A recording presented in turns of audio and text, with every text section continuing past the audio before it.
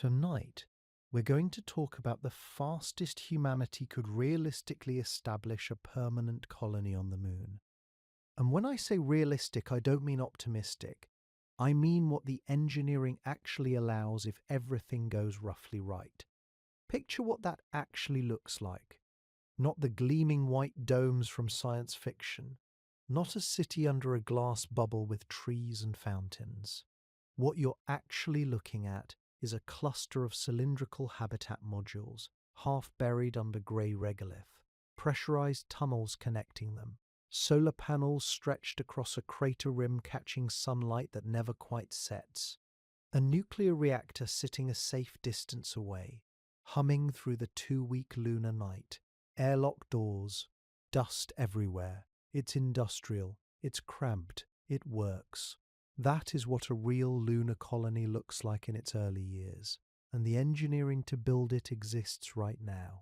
If you find comfort in these gentle explorations of space and science, I'd be grateful if you'd consider subscribing and giving this video a like. I'd love to know where you're watching from and what time it is for you. Feel free to drop your location and time in the comments below. The central question isn't whether we can do this. We can.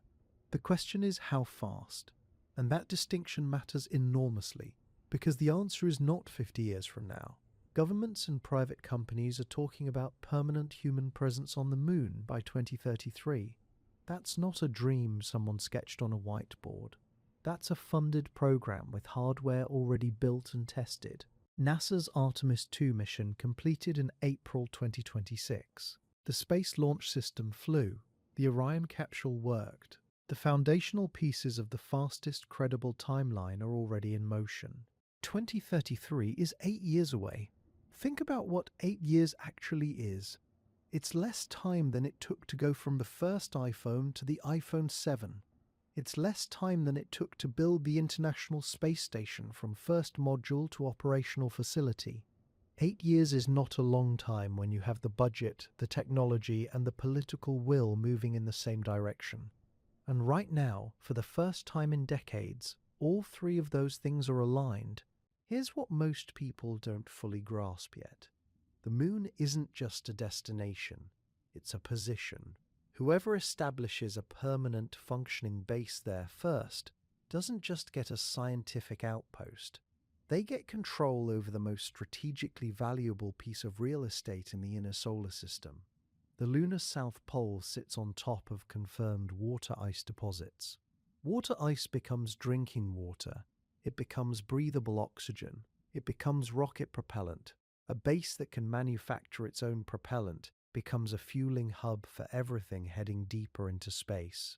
Mars, the asteroid belt, beyond. The moon is the foundation every subsequent step gets built on.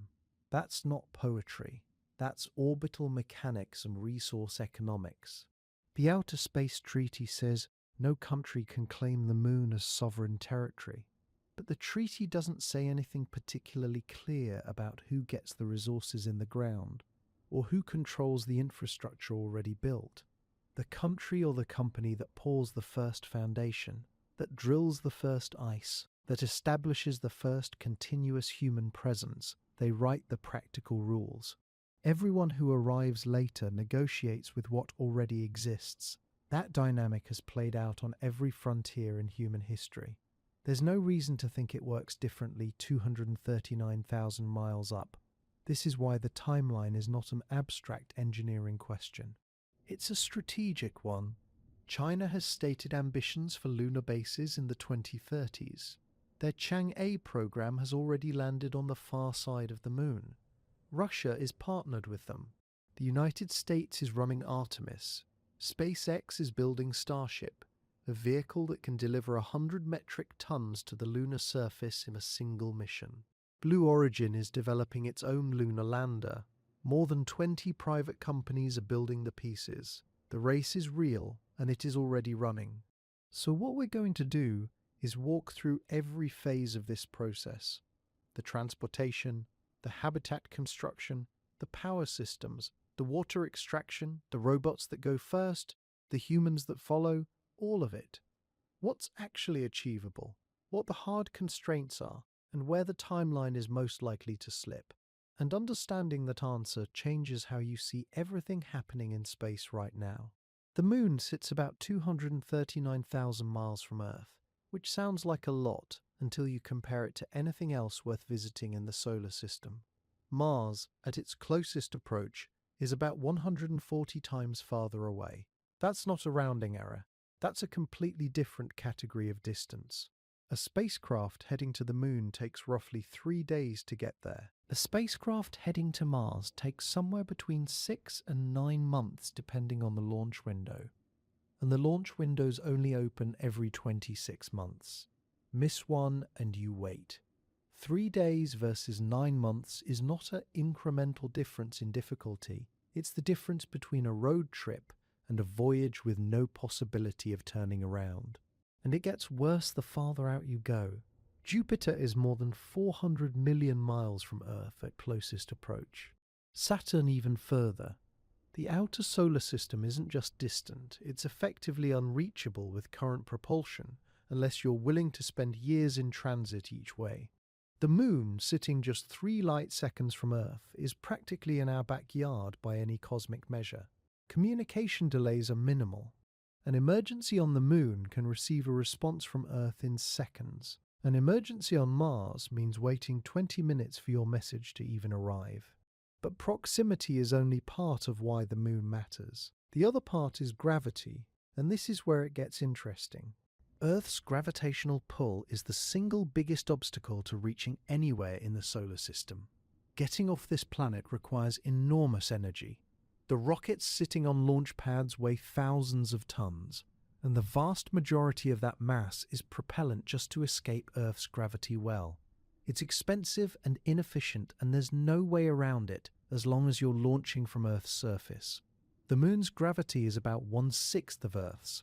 Launch from the Moon and you need a fraction of the fuel. A spacecraft lifting off from the lunar surface to head deeper into the solar system requires dramatically less propellant than the same mission launched from Earth. This turns the Moon into something far more valuable than just a destination. It becomes a launch platform, a refueling depot, a staging point for everything beyond it. Think about what that actually means.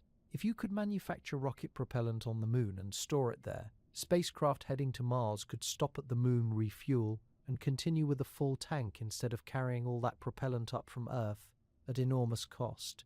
The economics shift completely. Missions that are barely feasible from Earth become practical. Missions to the outer planets become conceivable in ways they simply aren't today. Now here's the piece that changes everything. Water ice. Scientists suspected for decades that water ice might be hiding in permanently shadowed craters near the lunar poles. In 2008 and 2009, India's Chandrayaan-1 probe confirmed it. There is water ice on the Moon, locked in craters that never see sunlight, sitting frozen and preserved for billions of years. Water is not just water when you're in space. Run an electrical current through water, and you split it into hydrogen and oxygen. Oxygen is breathable air. Hydrogen and oxygen together are rocket propellant. So that ice sitting in those shadowed craters isn't just a source of drinking water for colonists. It is potentially the raw material for fuel that powers spacecraft heading anywhere in the solar system. Let me put that in perspective. Right now, every kilogram of water used on the International Space Station has to be launched from Earth. Every kilogram of propellant used on a deep space mission has to be launched from Earth. That cost is staggering. Water weighs a kilogram per litre, and lifting a kilogram to orbit costs thousands of dollars even with modern rockets. A mission to Mars requires enormous amounts of propellant. The idea that you could manufacture that propellant on the Moon using water that's already there and then load it onto spacecraft in lunar orbit rather than hauling it up from Earth's surface, that changes the math on every mission in the solar system simultaneously. This is why serious space agencies and private companies aren't just planning to visit the Moon, they're treating it as infrastructure. The first railroad didn't just move people from one city to another.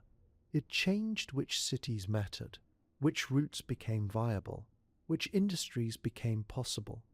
The Moon plays the same role in the solar system, Establish a propellant depot there. Establish the ability to manufacture from local resources, and suddenly the whole solar system becomes more accessible. The strategic logic compounds from there. Nations and companies that control lunar infrastructure control the most efficient pathway to everything beyond.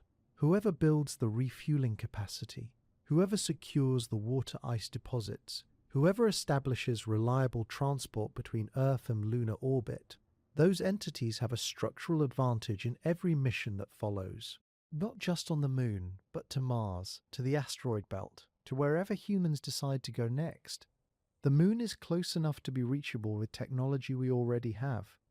It has the resources to support a permanent human presence. Its low gravity makes it an ideal launch point, and its water ice makes it potentially the most valuable piece of real estate in the entire solar system.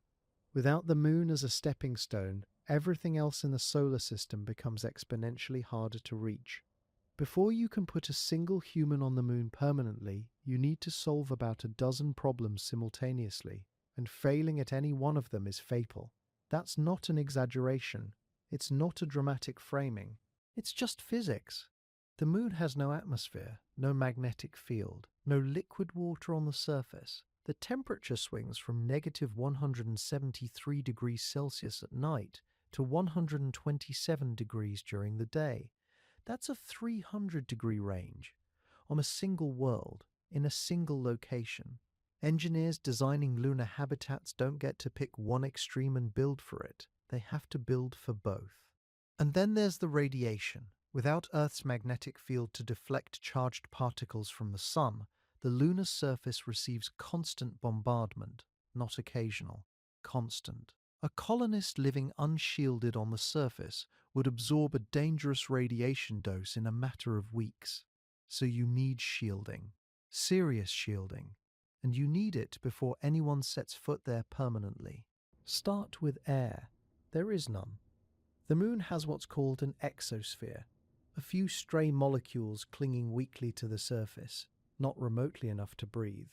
Every molecule of oxygen a colonist inhales has to either come from Earth or be manufactured on site. The solution engineers are working on is called electrolysis. You split water molecules into hydrogen and oxygen using electricity. The oxygen goes to the crew. The hydrogen gets stored or used as fuel. It works. The process is well understood, but it requires water and it requires power, and both of those are constraints we'll come back to. Nothing on the Moon is solved in isolation. Every system feeds into every other system. Water is next. There's no liquid water anywhere on the lunar surface. The moment water appears in sunlight, it evaporates into space. So all the water for drinking, for growing food, for producing oxygen, for manufacturing rocket propellant, all of it has to come from somewhere. In the early missions, it comes from Earth. That's enormously expensive. A single kilogram of supplies launched to the Moon costs thousands of dollars. Water weighs a lot. You can't build a permanent colony on an Earth-dependent water supply indefinitely. The long-term answer is the ice locked in the permanently shadowed craters near the poles. But harvesting that ice requires equipment, power, and the right location. Location matters enormously. We'll get to that. Food is a similar problem.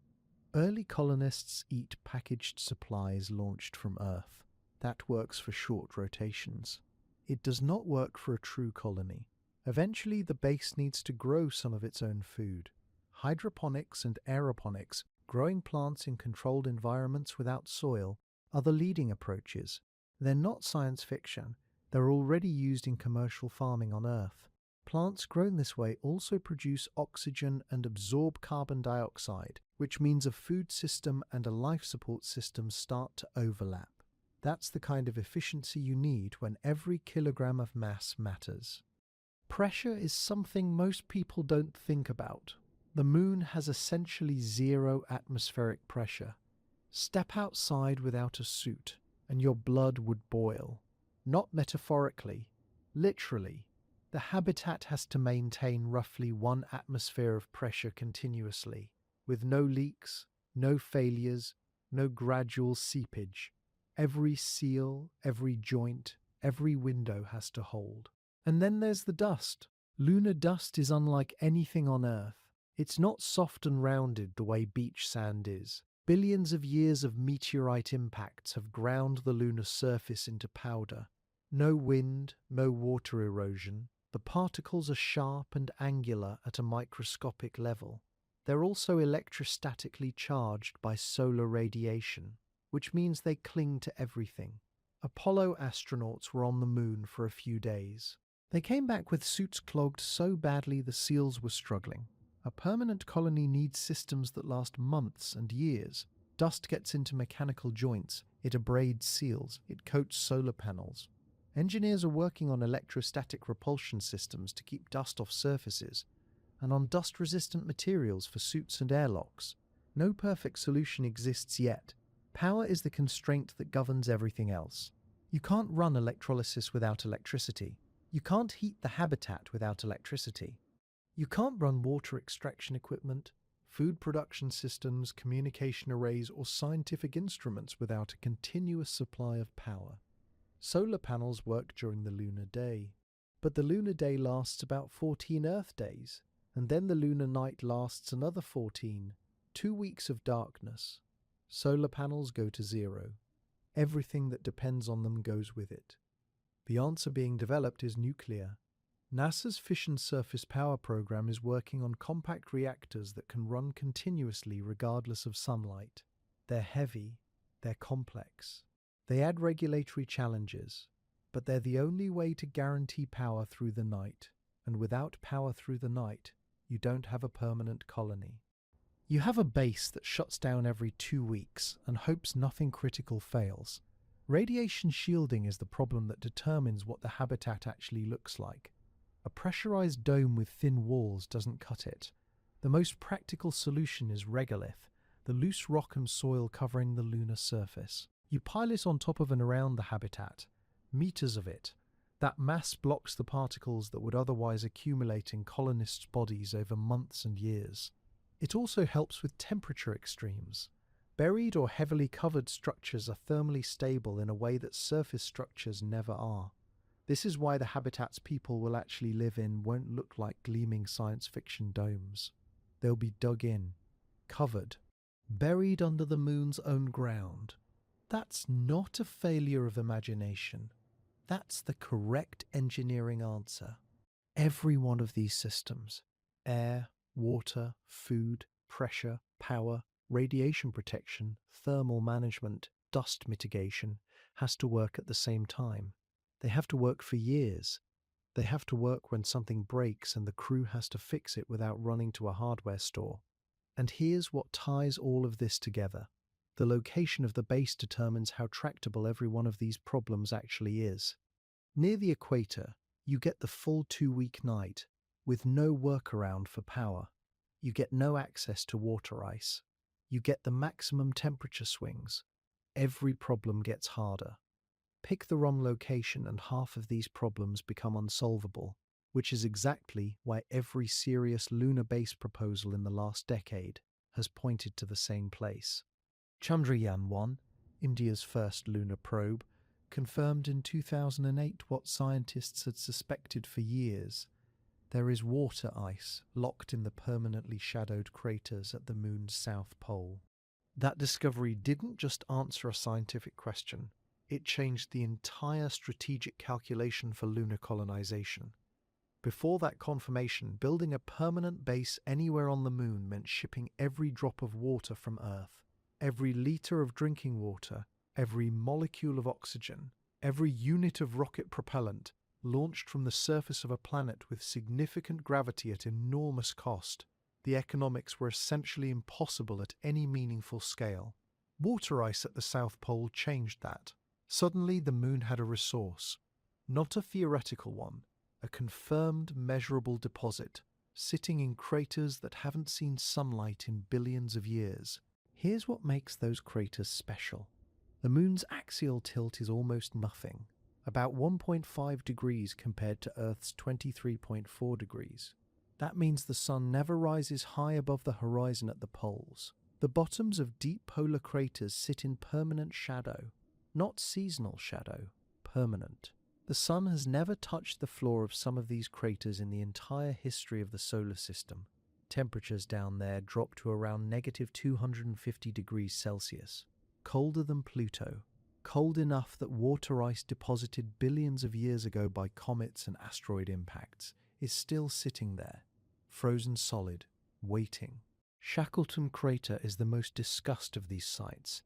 It sits almost exactly at the lunar south pole. The center of the crater is within a fraction of a degree of 90 degrees south latitude. It's roughly 21 kilometers across and about 4 kilometers deep. The floor is in permanent shadow. Ice is almost certainly present there. But here's the part that makes Shackleton so valuable beyond just the ice. Its rim. The rim of Shackleton receives sunlight for roughly 80 to 90% of the lunar year. That's extraordinary. While the crater floor sits in uninterrupted darkness, the ridgeline above it catches near-constant sunlight. Solar panels placed on that rim can generate power almost continuously. Through what would otherwise be a 14-day lunar night everywhere else on the moon, you have permanent darkness holding frozen water just kilometers below a ridge bathed in almost perpetual light. That combination, sunlight above, ice below, is the entire reason every serious lunar base proposal for the past decade has centered on the South Pole region. Neither resource is useful without the other.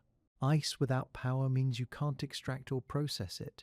Power without water means you can't sustain a crew or manufacture propellant. Together they make a base viable. Separately they don't. The problem is that this combination exists in a very small area. The permanently lit ridges and the shadowed ice deposits don't overlap. They're close, but not coincident. A base needs to be positioned within practical reach of both, close enough to run power lines or vehicles to ice extraction sites, but situated where it can actually receive the solar power it depends on. That constraint narrows the viable real estate dramatically. You're not looking at a broad region where bases could be scattered. You're looking at specific terrain features, specific ridgelines, specific approach corridors. The geography makes almost all the decisions for you. Shackleton's rim is the most cited candidate, but the surrounding terrain matters too. Just west of Shackleton lies a connected ridge system near a formation sometimes called the Peak of Eternal Light, a high point that may receive sunlight even more continuously than the crater rim itself. Surveys suggest some of these elevated points could maintain solar exposure for 90% or more of the year. That's not quite eternal, but for a power system, it's close enough to treat as nearly continuous. Finding those points precisely, mapping the exact illumination patterns across the seasons, is part of what robotic precursor missions are doing right now. What ground-penetrating radar and neutron spectrometer data from Chandrayaan-1 showed was a broad signature of hydrogen concentration at the South Pole. Hydrogen indicates water, but the data didn't resolve exactly where the ice sits, how deep it goes, how accessible it is, or how concentrated the deposits are. That matters enormously for engineering. Loosely dispersed ice mixed through regolith requires different extraction technology than thick, layered deposits near the surface. The Viper rover, which NASA is sending specifically to characterize the South Pole ice, will map that distribution in detail, not because the ice's existence is in doubt, but because you can't design an extraction system without knowing what you're actually dealing with. Recent analysis has suggested that ice deposits might not be limited purely to the permanently shadowed crater floors. Some data points to ice present on certain sunlit slopes at high latitudes, where angle and local topography create cold traps even in partially lit terrain. If confirmed, that would expand the accessible ice significantly and relax some of the geographic constraints on base placement. But those findings are still being validated. The conservative engineering position remains that the shadowed craters hold the confirmed deposits. Base design has to be built around reaching them. The territory being discussed here is genuinely small. The South Pole region, with the right combination of illumination and ice proximity, covers an area that could fit inside a modest city. Multiple nations and multiple companies are all studying the same maps, running the same illumination models, drawing circles around the same handful of viable ridgelines. The United States is targeting the South Pole under Artemis. China's lunar base program is targeting the South Pole. India's follow-on missions are targeting the South Pole. Every mission is converging on the same compressed zone of viable terrain for the same unavoidable physical reasons. And the fact that every serious agency on Earth has reached the same conclusion about where to build means this small strip of lunar real estate is about to become the most contested piece of ground in human history. NASA's approach to the Moon this time is fundamentally different from Apollo, and that difference is what makes a permanent colony possible rather than just a series of expensive camping trips. Apollo was a race. Get there, plant the flag, come home. The longest any Apollo crew spent on the lunar surface was about 3 days. They arrived, collected samples, conducted a few experiments, and left. Nothing was built to last. Nothing was designed to be added onto. Each mission was self-contained, and when the program ended, there was nothing left behind that could serve as a foundation for the next step. That model works for proving a point. It doesn't work for building a civilization. Artemis is structured differently from the ground up. The goal isn't a single dramatic landing. The goal is continuous presence, with each mission leaving the next crew with more capability than the one before had. That's a completely different philosophy, and it requires a completely different program architecture. It also requires sustained political will, sustained funding, and a willingness to move methodically through steps that don't generate the same headlines as a first landing. That's harder than it sounds. The program's first real validation came in April 2026. Artemis 2, which sent a crew on a lunar flyby without landing, completed successfully. That matters more than it might seem. The Space Launch System is the most powerful rocket NASA has ever built. Orion is the capsule designed to carry crews on deep space missions. Getting both of them to work together with astronauts on board, in a trajectory that actually went around the Moon, was the critical proof that the hardware is real and the system functions. A failure there would have set everything back by years. It didn't fail. That changes the confidence level for everything that follows. Artemis III is scheduled for 2027. This one doesn't land on the Moon either, and that's actually the right call. Instead, the crew tests integrated systems in Earth orbit, docking procedures, life support, communications with the commercial landers being developed by SpaceX and Blue Origin. The reasoning is straightforward. You do not send people to the lunar surface until every system they depend on has been proven in an environment where, if something goes wrong, you can still bring them home. Earth orbit is forgiving. The lunar surface is not. This intermediate mission adds time to the schedule but removes a category of catastrophic risk that no program can afford. The first crewed landings come under Artemis 4 and V, targeting 2028. That's when boots actually touch the ground near the lunar South Pole. Those initial crews won't be building anything permanent yet. They're scouting, confirming what the robots sent ahead of them have already found, validating that the systems work in actual lunar conditions rather than simulations, identifying exactly where the base should go, demonstrating that humans can work effectively on the surface in suits, with tools, for extended periods. All of that feeds directly into what comes next. Phase 1 of the base development strategy runs through 2029. The objective is information and access. 9 cargo modules are planned for delivery to the lunar surface by 2027, carrying equipment including heaters and the Viper rover. Viper's job is to characterize the water ice, where exactly it sits, how deep, how thermally stable, how accessible. You can't design extraction equipment until you know what you're extracting from.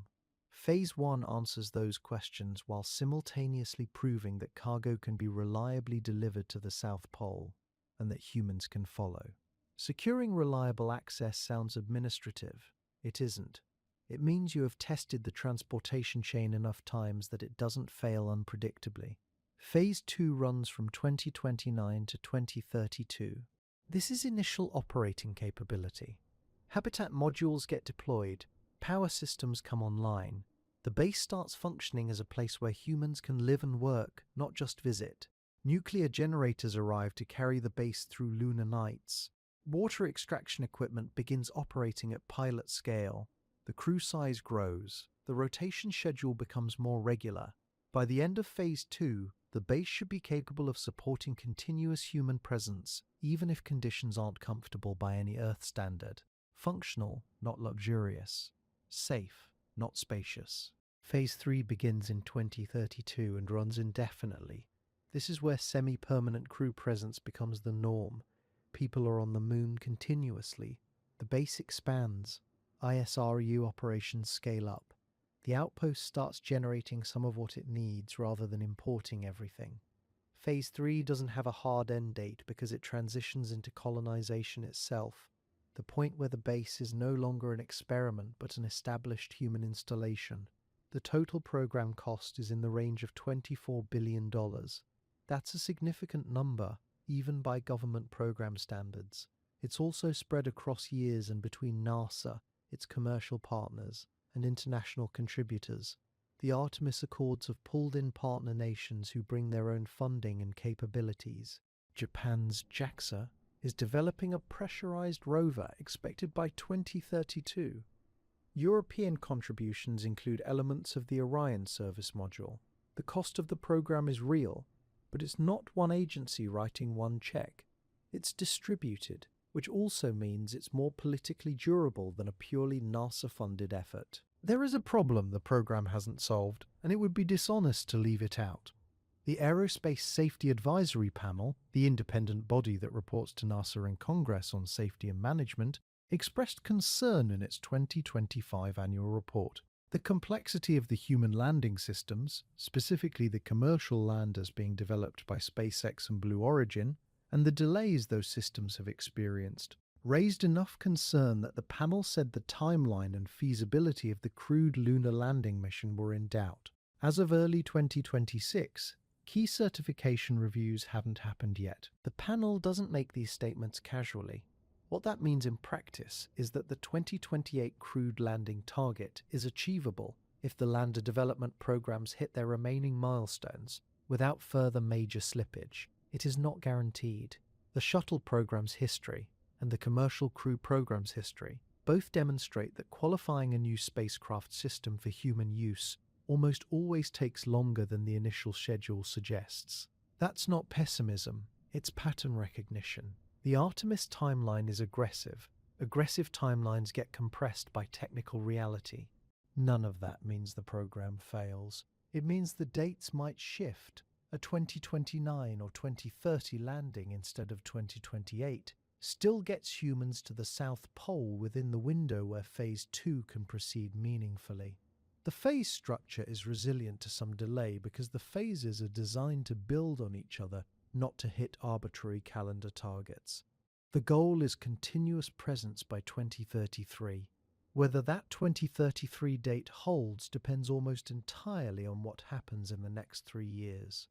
The Apollo lunar module weighed about 15 tons at launch and could deliver roughly 45 kilograms of cargo to the surface. SpaceX's Starship, with orbital refueling, can deliver 100 metric tons. That's not a modest improvement. That's a different category of machine entirely. 45 kilograms is a large suitcase.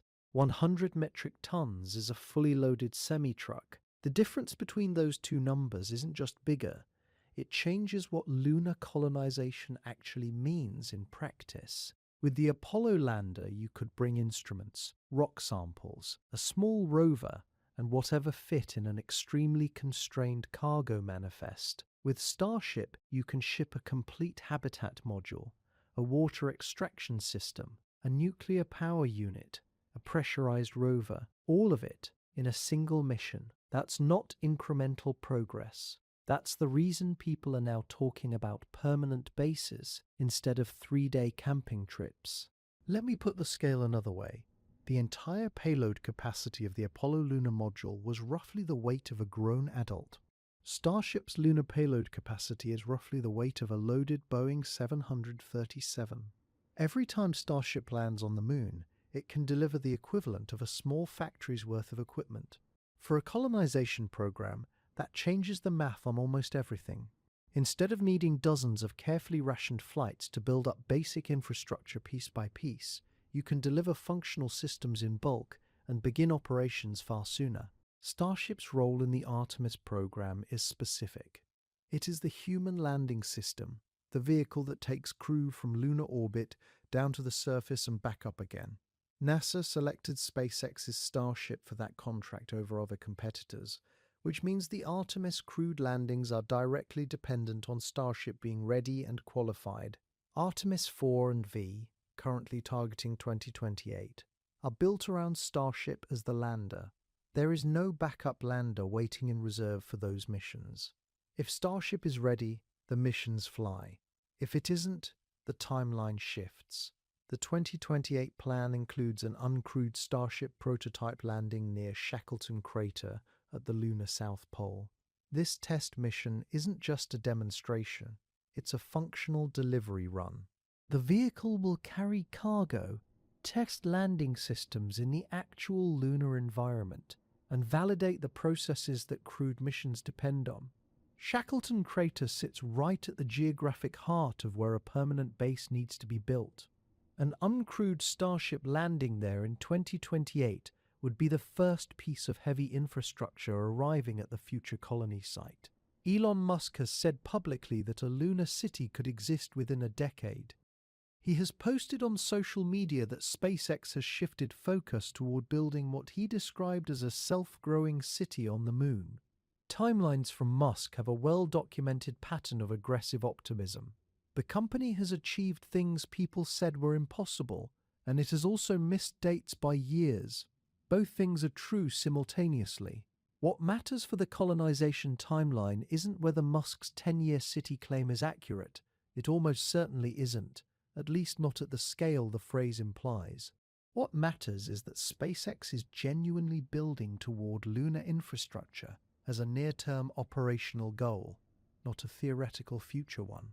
Here's what most people don't fully absorb about Starship's design philosophy. Every previous lunar transportation system was expendable. You used it once and that was it.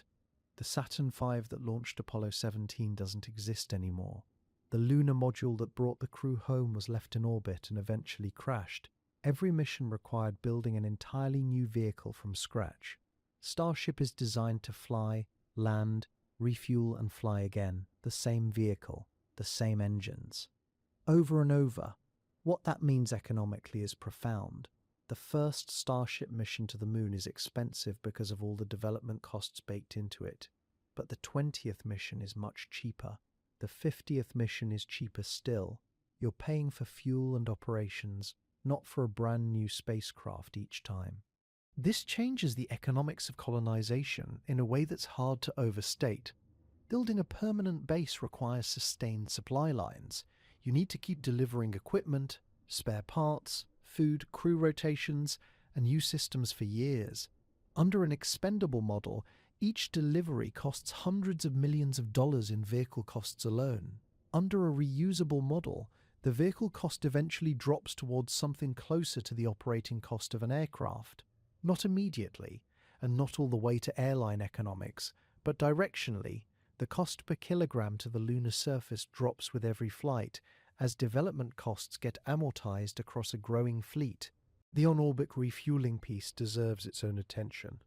Starship reaches the moon's full 100-ton payload capacity only when it can refuel in Earth orbit, before the lunar transit.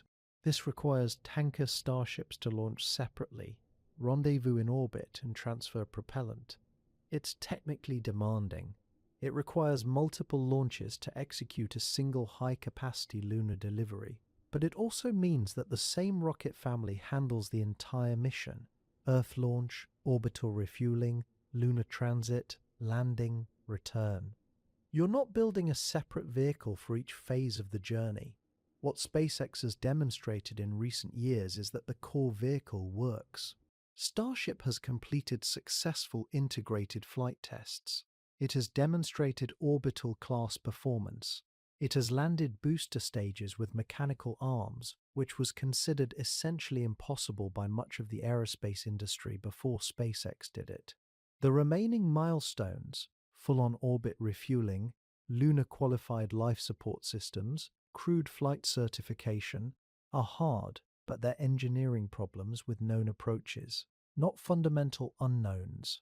The pressure on the timeline is real, though.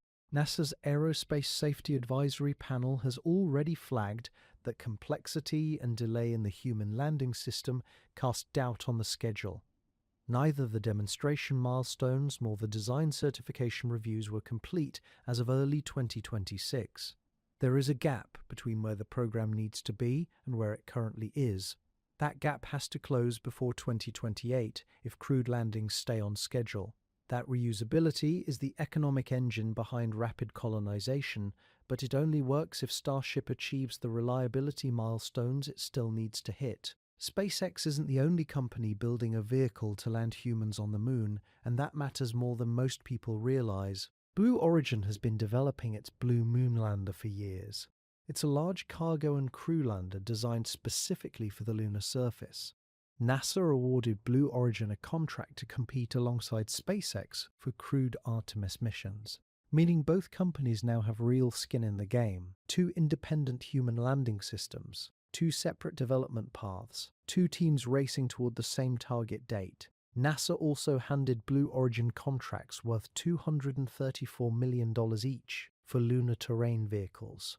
These are essentially moon rovers, built to carry astronauts across the surface during extended missions. Both contracts went to Blue Origin. That's nearly $500 million in commitments, not research grants, not feasibility studies, actual hardware contracts with delivery expectations attached. Blue Origin isn't a backup, it's a parallel program. Here's what that structure actually does to a timeline. When one company is building the only vehicle that gets humans to the moon, delays are the program's delays. The whole mission slips, but when two companies are independently developing competing systems, a delay at one doesn't automatically kill the mission. NASA can lean on the other. That redundancy changes the risk profile of the entire program. It's the difference between a single-thread timeline and something with actual resilience built into it.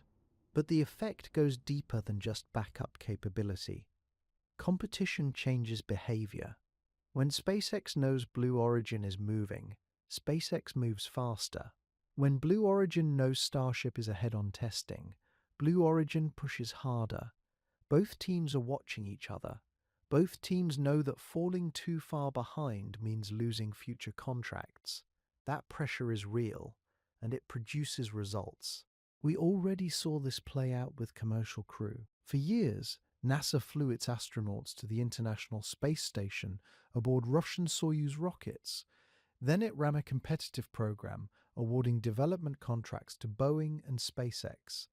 The two companies competed directly. SpaceX delivered a functioning crew vehicle years ahead of Boeing. That outcome wasn't inevitable, but the competition forced a pace that a single provider program almost certainly wouldn't have matched. The same dynamic is now active in lunar transportation, and the stakes are significantly higher.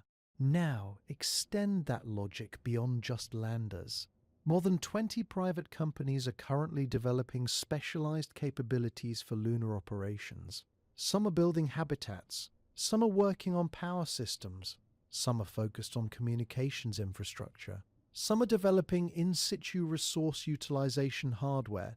None of them are waiting for NASA to tell them what the final architecture looks like. They're building now, competing for contracts, and moving on their own timelines. That distributed activity across dozens of organizations creates a kind of parallel development that no single agency could replicate internally. NASA's Commercial Lunar Payload Services program, known as CLPS, is one of the clearest examples of how this model works in practice. Rather than building its own robotic landers, NASA contracts commercial companies to deliver science and technology payloads to the lunar surface. The agency is targeting up to 30 robotic landings beginning in 2027. 30 missions. Some will carry instruments. Some will carry infrastructure hardware. Some will deliver equipment that future crewed missions will rely on when they land. And all of it gets there through commercial providers competing for payload delivery contracts. That cadence would have been unthinkable under the old model.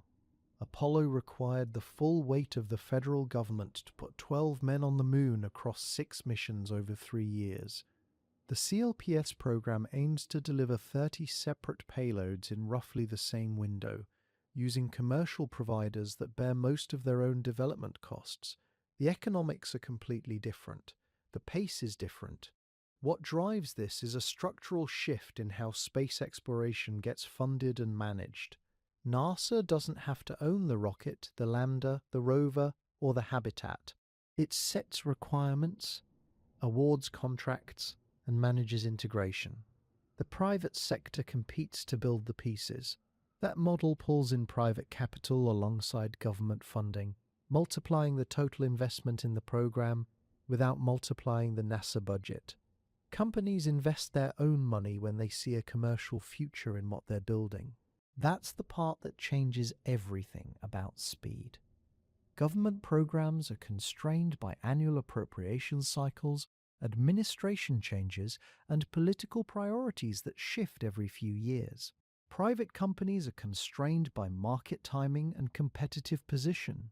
When a company believes that being first to deliver a functioning lunar service creates a durable commercial advantage, it has incentives that no government agency can fully replicate. Blue Origin understands this. It's not building Blue Moon because it received a government grant to study the concept. It's building Blue Moon because Jeff Bezos has stated that establishing a permanent human presence in space is the central mission of the company. That kind of institutional commitment, backed by private capital and competing against a company with similar ambitions, is what actually moves hardware from engineering drawings to test flights to operational missions. The era of a single agency owning the entire pathway to space is over, and that change alone is one of the strongest reasons to believe rapid colonization is achievable.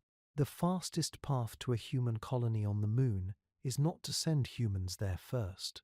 That might sound counterintuitive. We're talking about human colonization after all.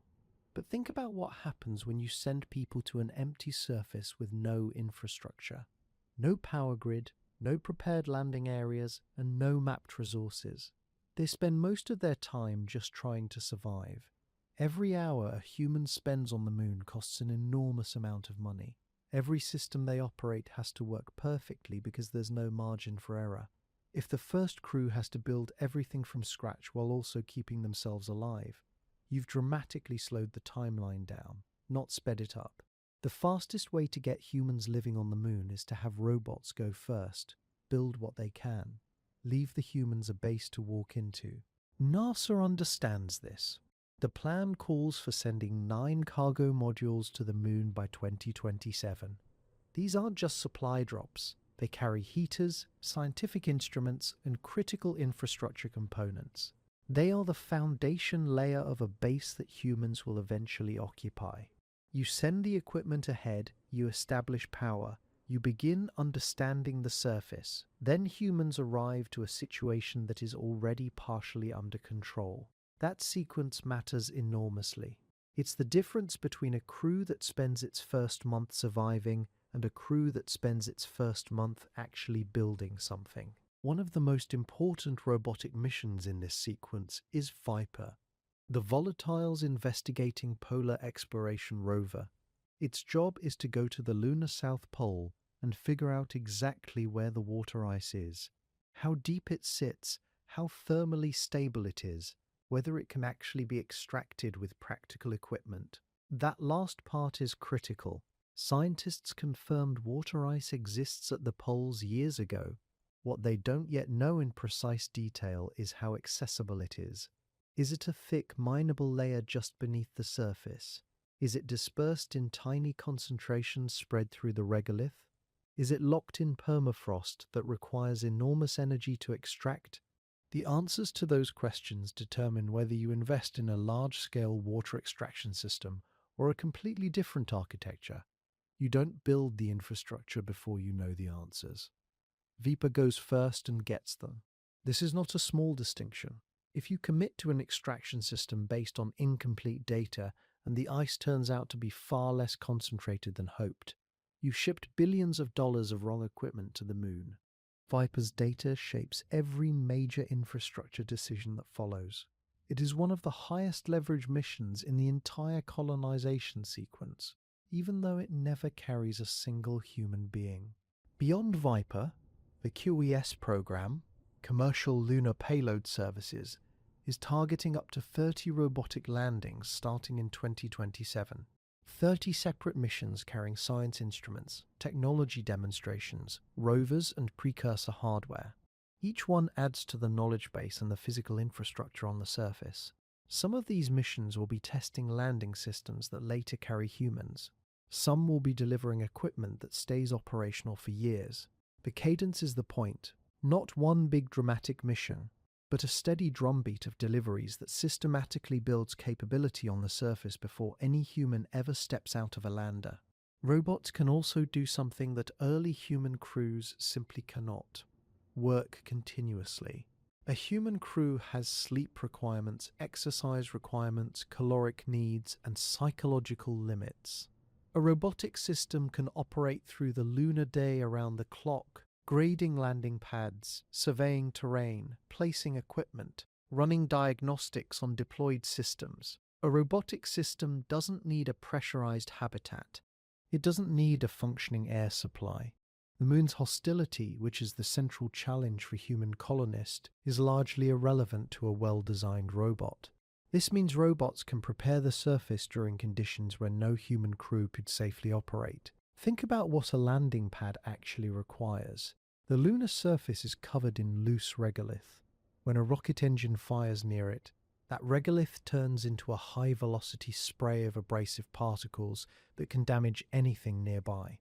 A properly graded and stabilized landing pad prevents that. But someone has to prepare it.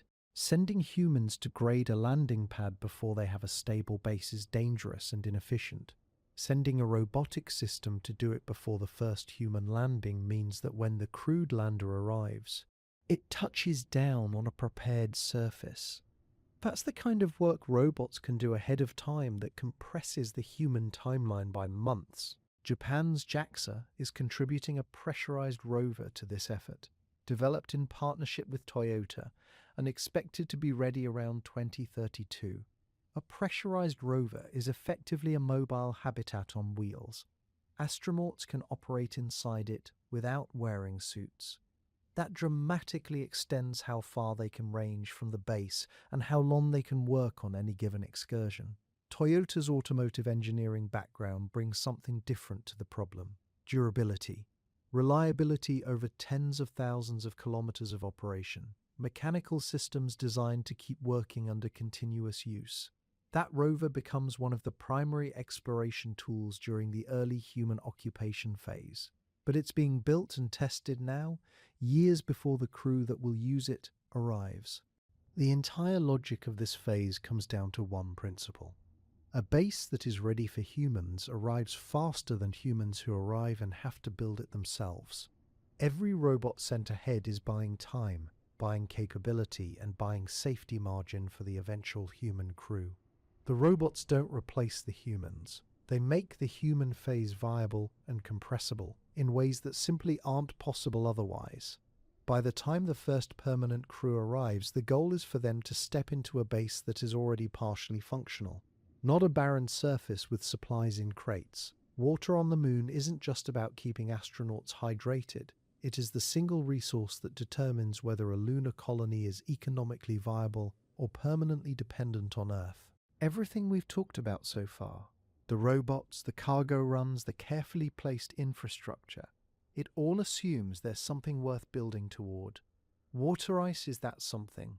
Without it, you're shipping every liter of drinking water from Earth at roughly $10,000 per kilogram to low Earth orbit, and then more on top of that to get it to the surface. The math doesn't work. It's never going to work. But with local water, the entire equation flips. The deposits are real. Chandrayaan-1 confirmed them in 2008. Later missions added more detail. The ice sits in permanently shadowed craters near the lunar south pole, regions that haven't seen sunlight in billions of years. Temperatures down there drop to around minus 173 degrees Celsius, cold enough that water ice is stable over geological timescales. The Shackleton Crater region holds confirmed deposits. So does the surrounding terrain. How deep the ice goes and how concentrated it is, that's still being worked out. That's a large part of what VIPER is there to determine. Some estimates put accessible ice at hundreds of millions of metric tons. That's not a trace. That's a reservoir. Here's what most people don't think about. Water is not just water. When you run an electrical current through water, electrolysis, you split it into hydrogen and oxygen. Oxygen goes into the habitat atmosphere. Colonists breathe it. That same oxygen, kept liquid and combined with liquid hydrogen, becomes rocket propellant. The two molecules you get from splitting water are precisely the molecules that power cryogenic rocket engines. This is not a coincidence. This is the reason water ice transforms a base from a campsite into a hub. Let me put that in perspective. A spacecraft arriving at the moon from Earth needs fuel to land. It needs fuel to launch again. If every drop of that propellant has to come from Earth, the cost of every mission scales with the massive fuel it carries. That's a brutal constraint. But if the lunar base can manufacture propellant on site, arriving spacecraft bring only what they need to get there, and they refuel for the return trip using locally produced propellant. The cost structure changes completely. Missions get cheaper. More missions become viable. The moon stops being a destination you visit at enormous expense and starts being a waypoint you stop at on the way to somewhere else. This is what engineers mean when they talk about the moon as a gateway. A base with propellant production capability can refuel missions heading to Mars, to the asteroid belt, to anywhere in the inner solar system. The moon's gravity is 1/6 of Earth's. Getting mass off the lunar surface costs a fraction of what it costs to lift the same mass from Earth. Propellant manufactured on the moon and launched from the moon is dramatically cheaper than propellant shipped all the way from Earth's surface. That advantage compounds over time as launch frequency increases. The electrolysis process does have a catch. It requires energy. Consistent, reliable, large-scale energy. Splitting water into hydrogen and oxygen at industrial rates isn't something you do with a small solar panel. This is where the power generation challenge connects directly to water extraction. You can have all the ice in the world and none of it becomes breathable oxygen or rocket fuel without a continuous electricity supply running the electrolyzers.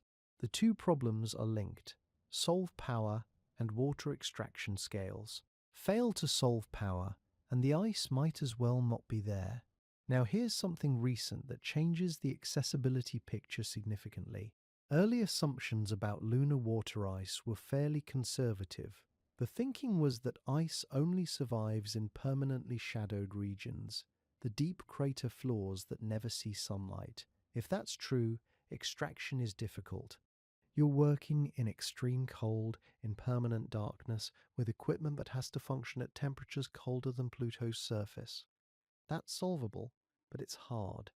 New findings suggest the ice distribution might be broader than that. Some data indicates water molecules could exist on sunlit slopes at certain latitudes, migrating and getting trapped in micro-cold traps in the soil texture itself. If that's accurate, and it's still being evaluated, then accessible ice isn't limited to the most hostile terrain on the moon.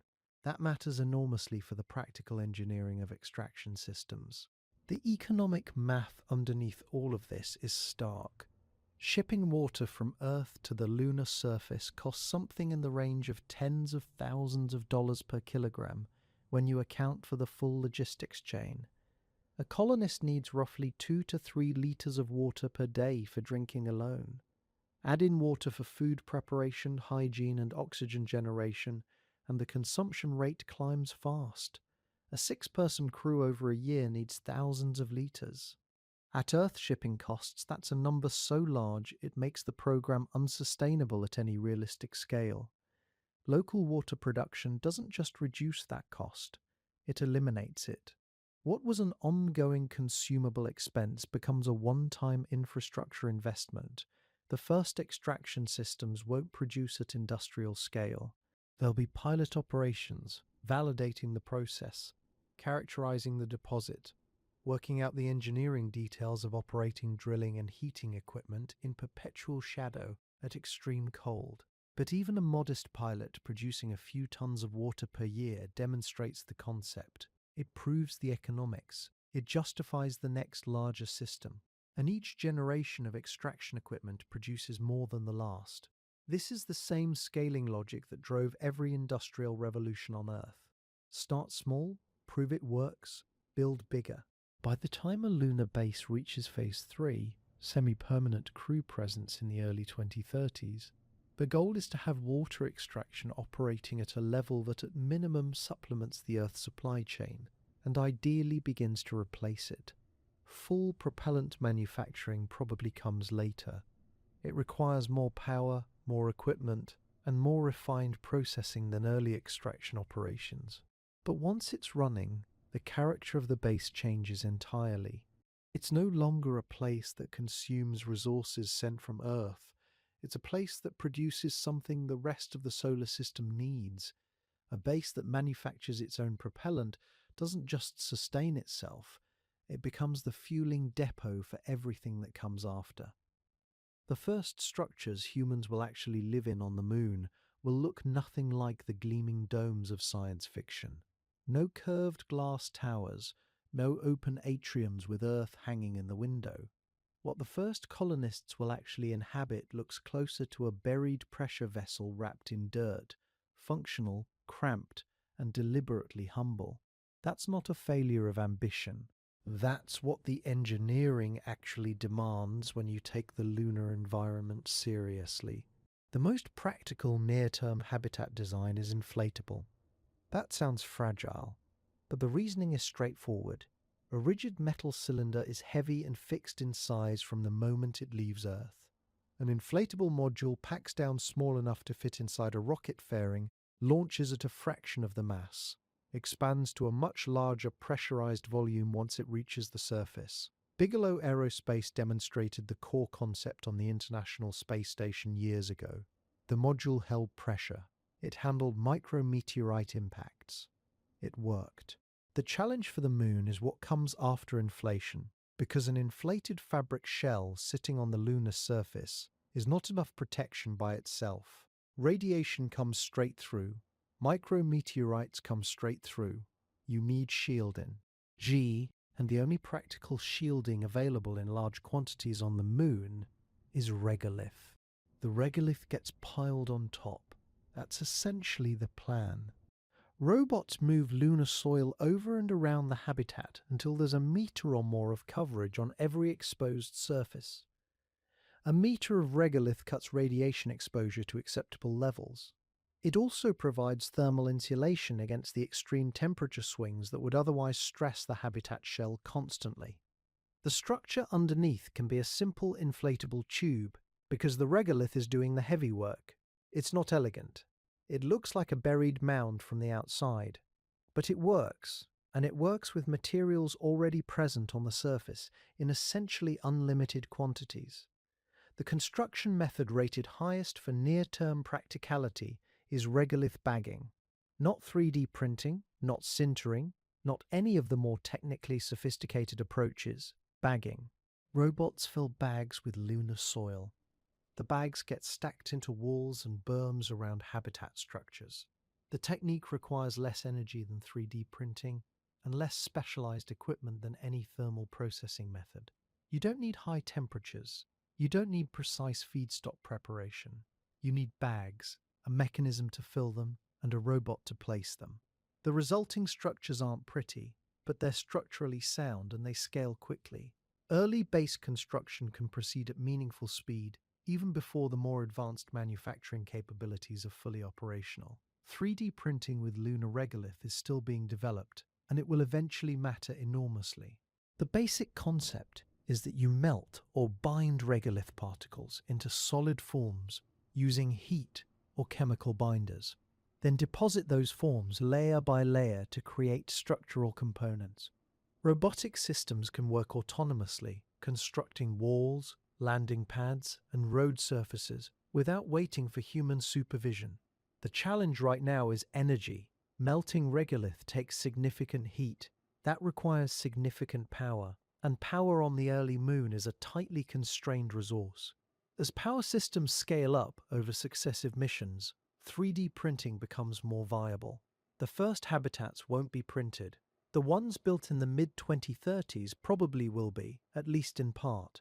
Inside these structures, the layout has to work for people who are going to spend months in a space not much larger than a small apartment.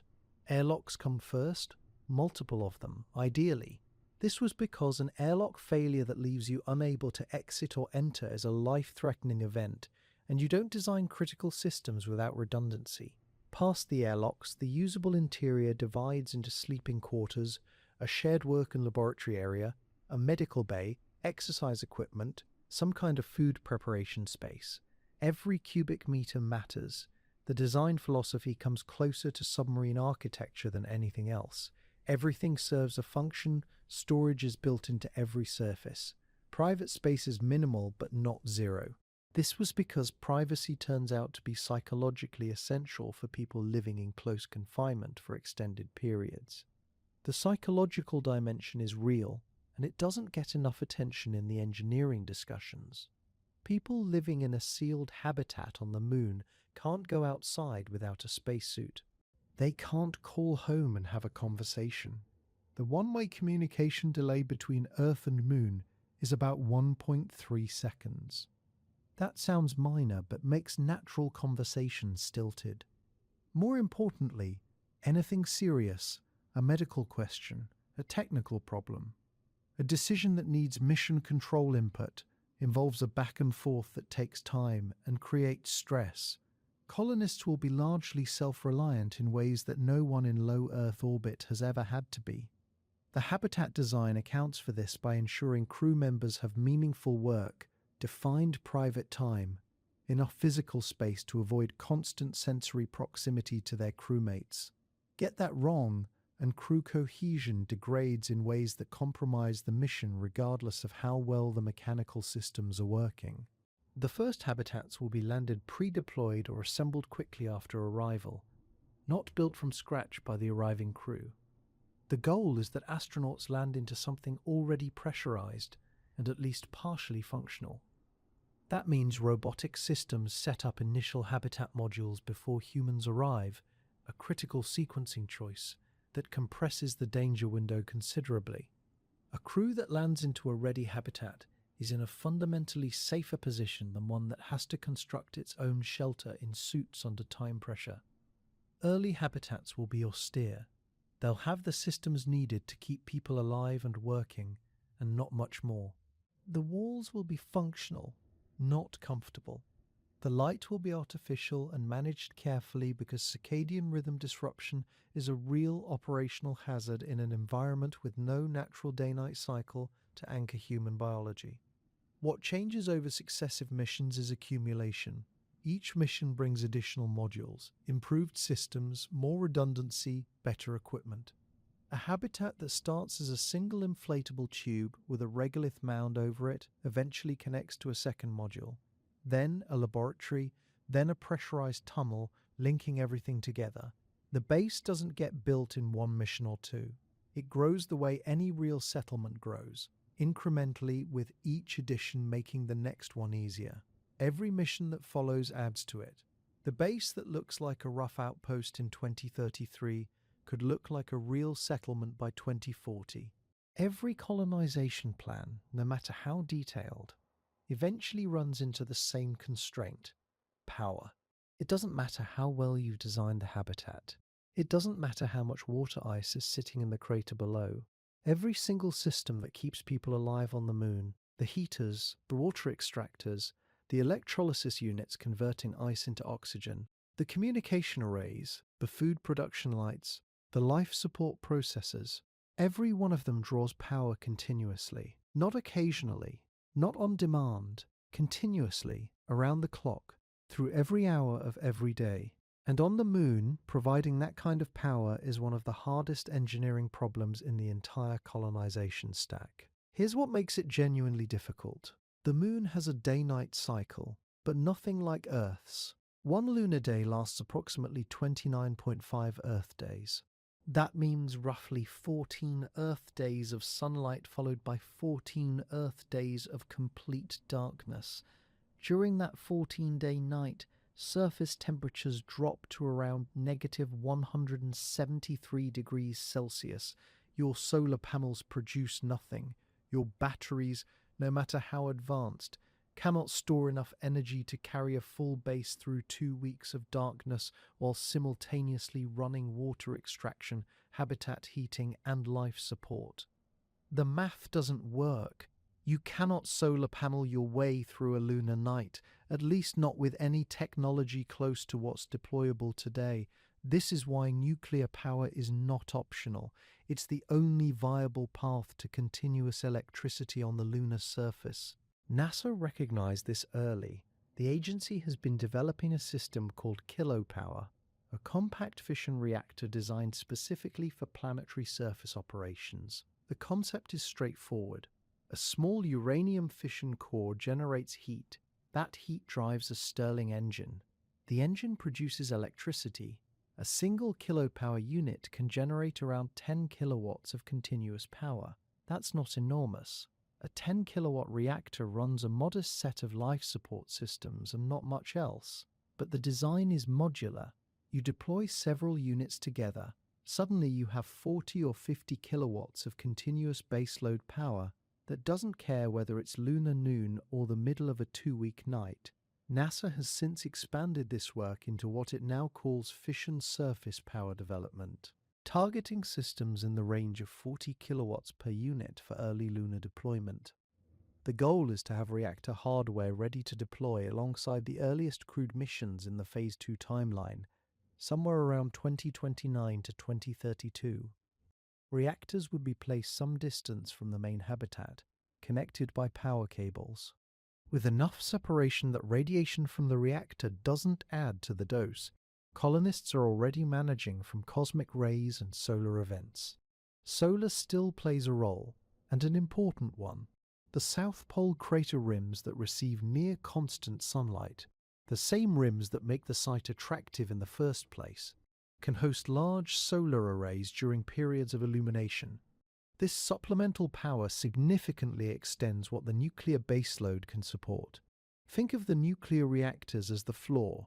They keep the base alive no matter what, and the solar arrays as the ceiling, providing additional capacity during sunlit periods when major operations are running at full pace. But here's what most people don't fully appreciate about the power constraint. It doesn't just determine whether the base survives, it determines how fast the base can grow.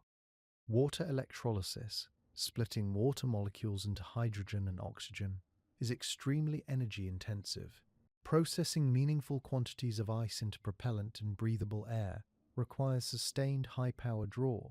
If your total power budget is 40 kilowatts, you can run life support and extract water at a limited rate. You cannot do both at full capacity simultaneously. Every kilowatt you put toward electrolysis is a kilowatt not available for habitat heating or equipment operation or food production lighting. The entire operation is a constant power budget negotiation. Double the extraction rate, you need to double the power supply. Double the crew size, you need more heating, more oxygen, more lighting, more food production. And all of that needs more power. The relationship is direct and unforgiving. This is why engineers describe power generation as the critical path item. Everything else can be refined, optimized, and iterated on once people are on the ground. Power capacity has to be there from the beginning, before any of the dependent systems can operate at the rate the colonization timeline assumes. There's a useful comparison here from early industrial history on Earth. Every major infrastructure project that required sustained labor and machinery, railways, mines, canals, had to solve its power problem first. Steam engines came before the factories that used them. Electrical grids came before the industries that depended on them. The sequence was always the same: establish the power source, then build everything that draws from it. Lunar colonization follows exactly the same logic, compressed into a much more hostile environment with far less margin for error. The current planning calls for nuclear generators to be delivered to the South Pole before the first permanent crew arrives. That's the right sequence. A crew landing on the lunar surface to find an operational power system already running is an entirely different situation from a crew landing to install the power system themselves under lunar surface conditions. The former is manageable, the latter introduces cascading risk at every step. Getting the reactors there is genuinely complex. They're heavy, they require shielding during launch, they involve regulatory processes that don't move quickly. They need to be deployed autonomously or with minimal human intervention during the robotic phase. These aren't reasons it can't be done. They're reasons the planning has to start years ahead of the crewed missions. That is exactly what NASA is doing. You can have the best habitats ever designed and the richest water ice deposits on the planet, and none of it works without a continuous supply of electricity to run the machines. Apollo astronauts spent a few days on the lunar surface and came back with suits so clogged with dust that the seals were barely functioning. That was after 72 hours. Now imagine what happens after 6 months. Lunar dust is not like dust on Earth. On Earth, particles get rounded over time by water, wind, and friction. Billions of years of contact with other surfaces gradually smooth the edges. That process never happened on the Moon. There is no weather. There is no water erosion. The particles just sit there, accumulating micrometeorite impacts that shatter them into smaller and smaller fragments, each one sharp and angular at the microscopic level. When you look at lunar regolith under a magnification, the particles resemble broken glass, not rounded grains of sand, shards. And there is another layer to this problem. The lunar surface is constantly bombarded by solar radiation and cosmic rays. That bombardment strips electrons from the regolith particles, leaving them electrostatically charged. Charged particles cling to everything. They cling to visors, they cling to suit joints, they cling to solar panels. They cling to instrument housings. The electrostatic charge makes the dust actively seek surfaces to attach to, and once it attaches, it is extremely difficult to remove. Apollo astronauts tried brushing it off. Brushing didn't work. The dust just redistributed. On Apollo 17, Harrison Schmitt developed what became known as lunar hay fever from dust that made it inside the habitat module. His eyes swelled, his throat was irritated. The dust had gotten through every barrier between the surface and the pressurized interior. That was with equipment designed for short stays. The contamination tolerance of an Apollo mission was measured in days. The contamination tolerance of a permanent base needs to be measured in years. Those are completely different engineering problems. What the dust actually does to mechanical systems is not subtle. It works into suit joints and grinds them down like a slow abrasive.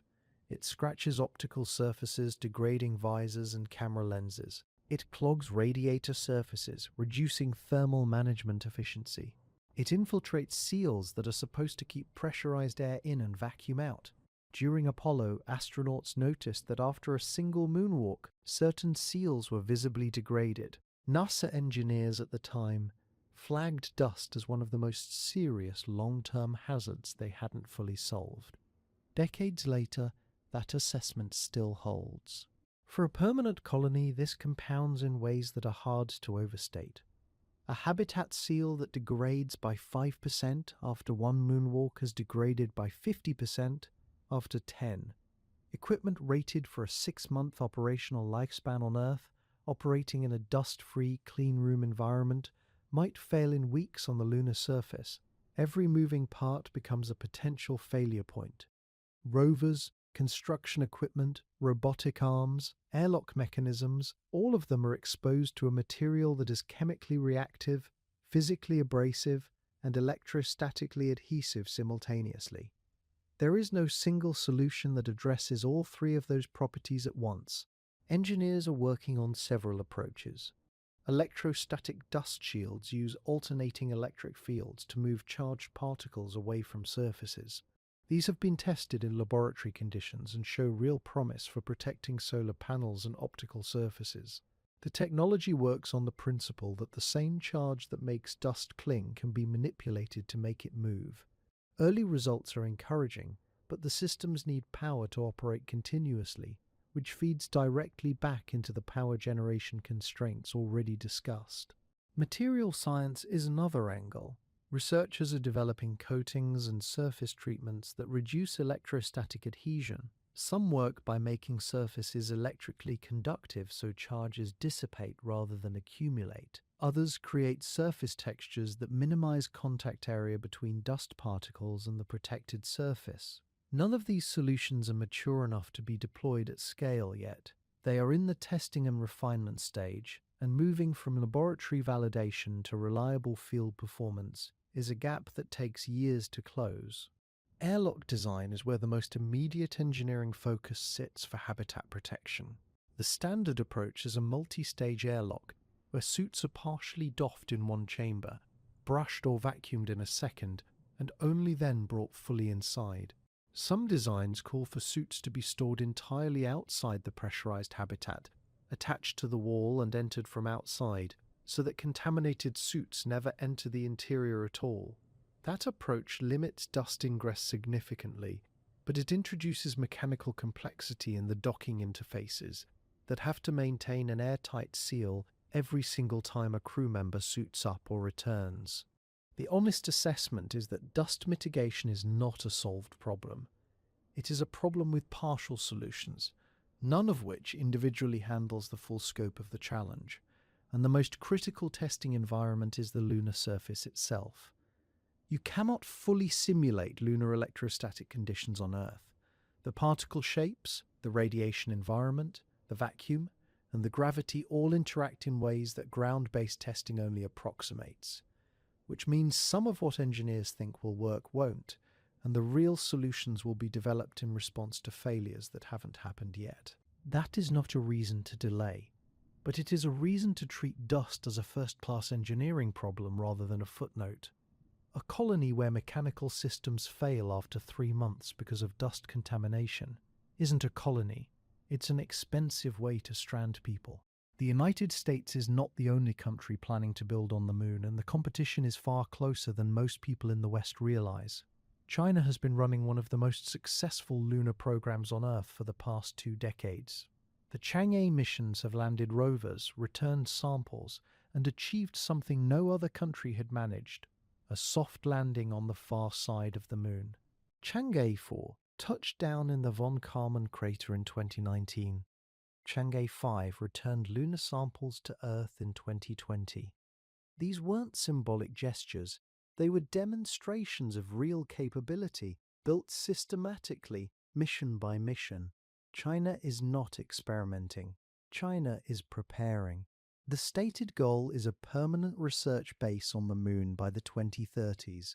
China and Russia announced a joint project called the International Lunar Research Station, aimed at establishing shared infrastructure at the lunar South Pole. The timeline they've published targets robotic construction beginning in the late 2020s and crewed operations by 2033 to 2035. That's essentially the same window NASA is targeting. 2 programs, same destination, same decade. Russia's contribution to this effort has been complicated by its political isolation following the invasion of Ukraine. Several European partners that might have participated have pulled back. But China doesn't need Russia to execute the plan. Russia's involvement adds technical depth in certain areas, but China has demonstrated it can operate independently. The ILRS is moving forward regardless. Here's what makes the geography so important. The viable real estate at the lunar South Pole is extremely limited. The permanently lit ridges near Shackleton Crater, where solar power is near constant, sit in close proximity to the permanently shadowed craters holding water ice. That overlap, sunlight and water within reach of each other, defines a narrow strip of land that every serious space agency on Earth has identified as the target zone. It's not a large area, And multiple programs cannot all build on the same ridge simultaneously without being essentially on top of each other. The first entity to establish infrastructure there controls the most valuable high ground on the Moon.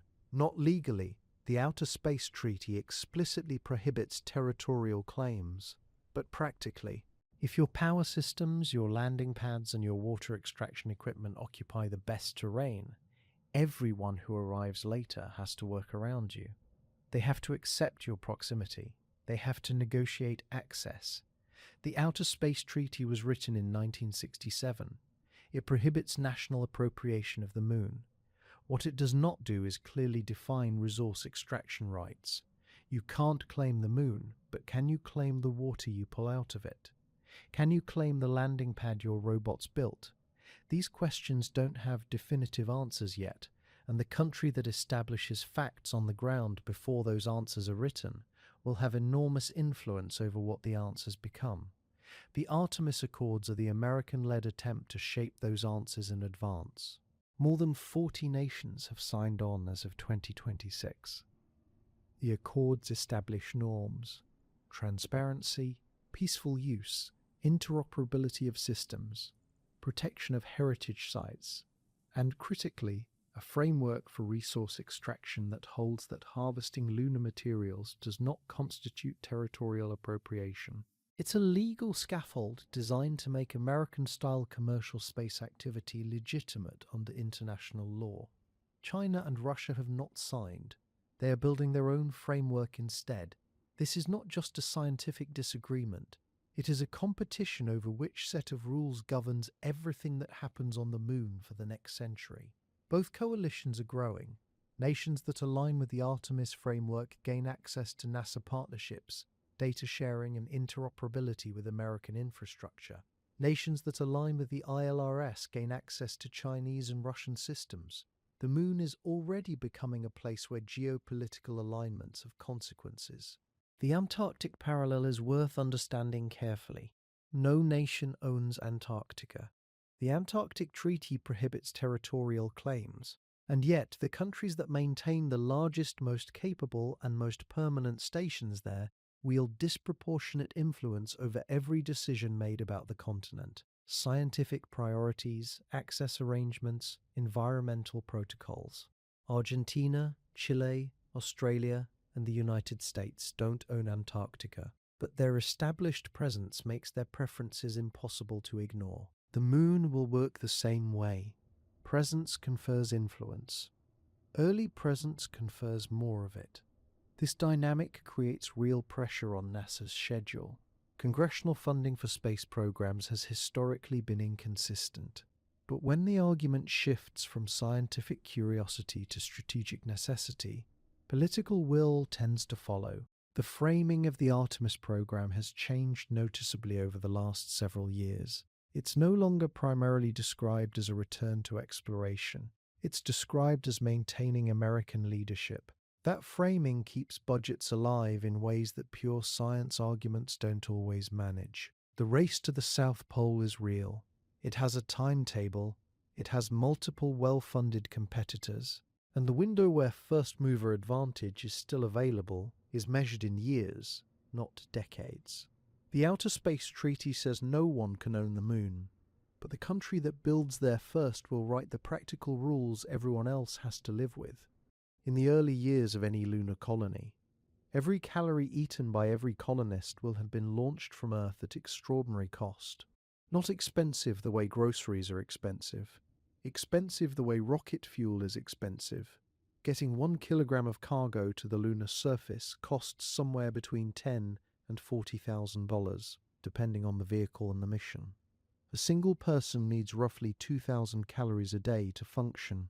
Active colonists doing construction work, suiting up, running equipment, they need more. That food has to be packaged, preserved, launched, and delivered across 239,000 miles. Every meal is a logistics operation, and that supply chain is fragile in ways that aren't obvious at first. The Moon is always accessible in principle, but launch windows, vehicle availability, and mission scheduling create gaps. If a resupply mission slips by 6 months, The colony needs 6 months of buffer stock already on the surface. That buffer takes mass. Mass costs money to launch. The more buffer you require, the more expensive the whole operation becomes. It's a loop that gets harder to escape the longer the colony runs on imported food alone. There's also the question of what happens when something goes wrong. A vehicle failure, a delayed certification, a political budget freeze. A colony that can't feed itself without Earth is permanently vulnerable. The caloric math alone makes this unsustainable at scale. A crew of 6 needs roughly 12,000 calories a day. A crew of 20 needs 40,000. By the time you're talking about a semi-permanent presence with rotating teams, you're shipping tons of food every few months just to keep the lights on inside human bodies. The early Artemis crews will manage this. It's operationally painful but solvable for small teams on short rotations. The problem compounds when you try to scale. At some point, shipping every calorie becomes the bottleneck that prevents the colony from growing at all. That's why food production on the surface isn't a nice feature. It's a requirement. The technology being developed centers on hydroponics and aeroponics. Hydroponics grows plants in nutrient-rich water instead of soil. Aeroponics goes further, suspending roots in air and misting them with nutrients directly. Both approaches use dramatically less water than traditional farming. On the Moon, where water is a precious extracted resource, that efficiency matters enormously. The same water cycled through a hydroponic system can grow food for weeks before it needs significant replenishment. Nutrient cycling, recovering minerals from waste streams and feeding them back into the growing system, closes the loop further. Crop selection matters too. Not every plant makes sense in a sealed habitat with artificial lighting and limited space. Potatoes offer high caloric density per square meter. Wheat is nutritionally versatile and stores well. Soybeans provide protein and fat in a compact plant. Leafy greens grow fast and contribute meaningfully to vitamin intake. Strawberries and tomatoes add variety. That turns out to matter psychologically for people living in confined spaces for months at a time. The ideal lunar crop is fast-growing, water-efficient, calorie-dense, and tolerant of the conditions inside a pressurized habitat. Those conditions create real challenges. There's no natural sunlight available in any useful sense inside a buried or regolith-covered habitat. Artificial LED lighting systems can be tuned to wavelengths plants actually use for photosynthesis. They're far more efficient than broad-spectrum grow lights, but they draw power constantly. Growing food competes directly with every other electrical demand on the base. Water extraction, heating, communications, equipment charging. Power budgets on early lunar bases will be tight. Allocating significant wattage to plant lighting is a real trade-off. Radiation is another concern. Plants are sensitive to high-energy particle bombardment, which the lunar surface receives without the shielding of Earth's magnetosphere. Inside a properly shielded habitat, the radiation dose drops substantially, but it doesn't reach zero. Long-term experiments are still being done to understand how lunar radiation levels affect plant biology across multiple generations. Dust contamination is a risk too. If lunar regolith gets into a growing system, it introduces compounds that are toxic to plants and humans alike. Airlocks and contamination protocols help, but growing systems need to be designed from the start to stay sealed from the outside environment. Here's what makes all of this more interesting than just solving a logistics problem. Plants growing in a habitat don't only produce food, they consume carbon dioxide and release oxygen. A well-designed growing bay contributes directly to the air recycling system. The colonists breathe out CO2, the plants absorb it, the plants exhale oxygen, the colonists breathe in. It's not a complete life support solution on its own, but it's a meaningful supplement to mechanical systems. The growing system and the air system become one system. That integration changes the math on how much mechanical life support infrastructure you need to maintain. By 2035, realistically, a well-resourced base might produce 10 to 20% of its caloric needs on site. By 2040, that number could climb toward 30 or 40% with dedicated growing infrastructure and sufficient power allocation. That still leaves the majority of food coming from Earth for some time. But the direction matters. Every percentage point of locally produced food is a percentage point of independence from a supply chain that runs 239,000 miles. The moment a colony can grow a meaningful fraction of its own food is the moment it stops being a government-funded outpost and starts becoming something that could survive on its own. The question people ask most often about lunar colonization is who pays for it. The honest answer is that in the short term, governments do, but the long-term answer looks very different. Right now, NASA is spending around $24 billion on the Artemis program. That's a staggering number, and when you add in what the European Space Agency contributes, what Japan commits, what private companies invest on top of government contracts, the total outlay before a single permanent crew sets foot on the moon is going to be enormous. But framing that as pure cost misses something important. The early railroads in the American West cost fortunes that no private investor could have absorbed alone. The infrastructure came first at government expense, and the economy followed. The moon is the same calculation, just larger. By 2040, analysts project the lunar economy will generate around $170 billion annually. That number covers mining operations, propellant production, scientific infrastructure, tourism, the dozens of commercial services that grow up around any functioning human settlement. It sounds like a guess because it is one. Nobody knows exactly how the lunar economy develops, but the underlying logic is solid. Wherever humans establish a permanent presence and begin extracting resources, economic activity follows. It always has. The most talked about resource is helium-3. The sun constantly streams it outward through the solar wind. On Earth, our magnetic field deflects most of it. The moon has no magnetic field. So helium-3 has been embedding itself in the lunar regolith for billions of years. It's rare enough on Earth that we barely use it. On the moon, it's sitting in the soil. The reason people care is fusion. Helium-3 fusion reactions produce far less radioactive waste than conventional fusion approaches. If controlled fusion power ever becomes practical, which is a significant if, helium-3 becomes extraordinarily valuable. A single space shuttle payload mass of helium-3, roughly 25 tons, could theoretically power the United States for a year. The economics only work if fusion matures, but the companies positioning themselves now are betting it does.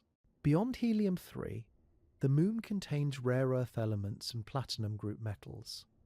These aren't as concentrated as some asteroid deposits, but they don't need to be transported from the asteroid belt either. For near-term lunar industry, the more immediately practical resource isn't a metal at all, it's water, and the economic case for water ice is already airtight. Here's what most people don't think through. Getting anything off Earth's surface and into deep space is enormously expensive because Earth's gravity is unforgiving. The moon's gravity is 1/6 of Earth's. Getting a kilogram of material off the lunar surface and into orbit requires a fraction of the fuel that the same operation costs from Earth. If you can manufacture rocket propellant on the moon, splitting water into hydrogen and oxygen through electrolysis, then you can refuel spacecraft heading into deep space at a cost that undercuts Earth-launched propellant by an order of magnitude. That changes the entire economics of the solar system. Mars missions, asteroid mining operations, outer planet probes, all of them become significantly cheaper if they can stop and refuel at a lun, our depot rather than hauling everything from Earth. The moon stops being a destination and becomes infrastructure. Space tourism is the economic bridge that gets us from where we are now to where those larger industries can function. In the 2030s, the first private lunar tourists are already being discussed seriously. The price per seat will be extraordinary, tens of millions of dollars, possibly more. But there are people willing to pay it. That revenue doesn't build a colony on its own, but it funds operational costs, validates transportation systems, and creates political support for continued investment. Early aviation worked the same way. Rich passengers subsidized the development of aircraft that eventually became cheap enough for everyone. The first mover advantage in lunar resource extraction is real, and it's significant. The companies that establish mining and processing operations first will hold positions that are genuinely difficult to displace. Upfront infrastructure costs are enormous, but once equipment is in place and producing, the marginal cost of additional output drops sharply.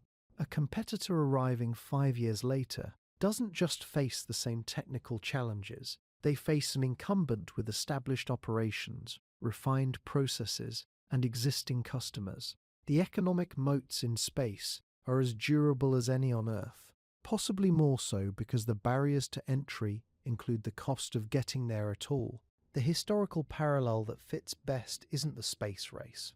It's the maritime colonial period, when European powers spent decades and fortunes building the ships, training the navigators, establishing the trading posts that eventually returned wealth that reshaped global economics entirely. The upfront investment looked insane to critics at the time. The returns eventually made the critics irrelevant. The moon is a longer timeline and a harder engineering problem. But the structure of the argument is identical. Enormous upfront cost, patient capital, first mover advantage, and an economy that becomes self-reinforcing once the infrastructure exists. History suggests that the entities that arrive first and build the infrastructure tend to define the terms of every economic relationship that follows. Every engineering problem on the moon has an engineering solution, but the hardest system to design for is the human being living inside it. The moon sits outside Earth's magnetic field. That field is what deflects most of the charged particles streaming out of the sun and from deep space. On the surface, there is no such protection. Astronauts on the lunar surface receive roughly 200 millisieverts of radiation per year under normal solar conditions. For context, the annual limit for radiation workers on Earth is about 20 millisieverts. A career on the moon, even a short one, burns through a lifetime radiation budget fast. And that's without a solar particle event, a sudden burst from the sun that can spike exposure dramatically in hours. There is no warning system reliable enough to guarantee safe shelter every time. The base has to have shielding. It has to work every time. There are no second chances on this one. Gravity is the other problem that compounds slowly. The moon's gravity is about 1/6 of Earth's. That sounds manageable. It's not 0 G. Astronauts on the International Space Station lose bone density at roughly 1% per month in microgravity. The moon's gravity reduces that rate, but it doesn't eliminate it. Muscle atrophy follows the same pattern. A person living on the moon for 6 months without aggressive countermeasures will return to Earth with bones and muscles that don't work the way they did before. The question for colonists isn't returning to Earth, it's functioning well enough on the moon to keep the base running. Exercise regimens and resistance training can slow the decline. They can't stop it entirely. Early rotation schedules will have to account for the fact that a crew member who has been on the surface for 3 months is physically not the same person who arrived. Then there is the light cycle. The moon doesn't rotate quickly. A lunar day is about 29 Earth days, which means 2 weeks of continuous sunlight followed by 2 weeks of darkness. Human circadian rhythms are built around a 24-hour cycle. Living under artificial lighting that bears no relationship to any natural pattern the body was built to expect creates sleep disruption, mood disruption, and cognitive impairment over time. These effects are documented in polar research stations and submarine crews. The moon version will be more extreme. Lighting systems inside the base will have to simulate Earth's day-night cycle deliberately. Even so, the psychological weight of knowing that the blackness outside the window is not night, it is 2 weeks of darkness, is something no simulation fully prepares a person for. Isolation compounds all of it. The moon is 3 days from Earth by spacecraft, but that spacecraft won't be sitting on the pad waiting. If something goes wrong on the lunar surface, evacuation isn't a quick decision. It is a complex, resource-intensive operation that takes days to execute, even if everything goes right. For medical emergencies, that means the base has to function as a credible trauma facility. Appendicitis, fractures, cardiac events, any of these situations that would be routine medical emergencies on Earth become life or death logistics problems on the Moon. The first crews will need a combination of trained medical personnel and remote guidance from Earth specialists. That guidance arrives with a communication delay of about 1.3 seconds each way. In real terms, that's negligible, but it means Earth cannot reach out and take over. The crew handles it with support. The base has to carry surgical capability, diagnostic equipment, and pharmaceutical stocks sufficient to manage serious trauma for weeks without resupply. The psychological pressure of that reality, knowing you can't leave, knowing help is 3 days away at best, changes how people think and behave over time. Research from Antarctic winter rover crews, submarine deployments, and space station missions documents a predictable pattern. Morale tends to decline in the middle third of a mission. Interpersonal friction increases. Small irritations compound. Performance on cognitively demanding tasks degrades slightly but measurably. These effects don't disappear with good crew selection. They get managed better by people who are aware of them and trained to recognize the patterns in themselves. Crew psychology isn't soft science. It's a hard engineering constraint on how many people can live in a confined space and how long they can do it productively. Crew size matters for another reason. A base with 3 people is fragile. Lose one to injury and you've lost a third of your workforce. Early bases will likely need a minimum of 6 to 8 people to maintain functional redundancy across the critical roles: operations, science, medicine, engineering, life support, maintenance. That number has implications for habitat size, power requirements, food supply, and water consumption. Every human being you add to the roster multiplies the resource load. Rotation schedules are still being debated, but current thinking points toward tours of roughly 3 to 6 months. Shorter rotations mean more crew transitions, which disrupts operational continuity. Experienced people leave and take their knowledge of the base's quirks and workarounds with them. Longer rotations push the physiological limits and risk psychological burnout. Neither option is clean. The solution will likely be hybrid, a core team with longer tours, supported by specialists rotating through on shorter assignments. The colonists who make the earliest missions work will need to be among the most capable and psychologically resilient people ever selected for any mission in the history of space exploration. If you build the timeline from all of these pieces, the transportation, the power, the water, the habitats, the robots, what you get is a schedule that is aggressive but not impossible. Start with 2026. Artemis 2 is done. That mission completed in April 2026, and what it proved matters more than the mission itself. The Space Launch System works. Orion works. The fundamental architecture NASA has been building for over a decade has now been validated with actual crew members on board. That's not a small thing. Programs have collapsed before because the first crewed test exposed problems nobody anticipated. Artemis 2 didn't do that. It cleared the way. Starship development is still moving forward in parallel, accumulating flight tests, refining landing systems, working through the qualification milestones that a vehicle needs before NASA will put astronauts on top of it. 2026 ends with 2 critical systems, proven or nearly proven. That's the foundation everything else rests on. 2027 is when the surface starts filling up.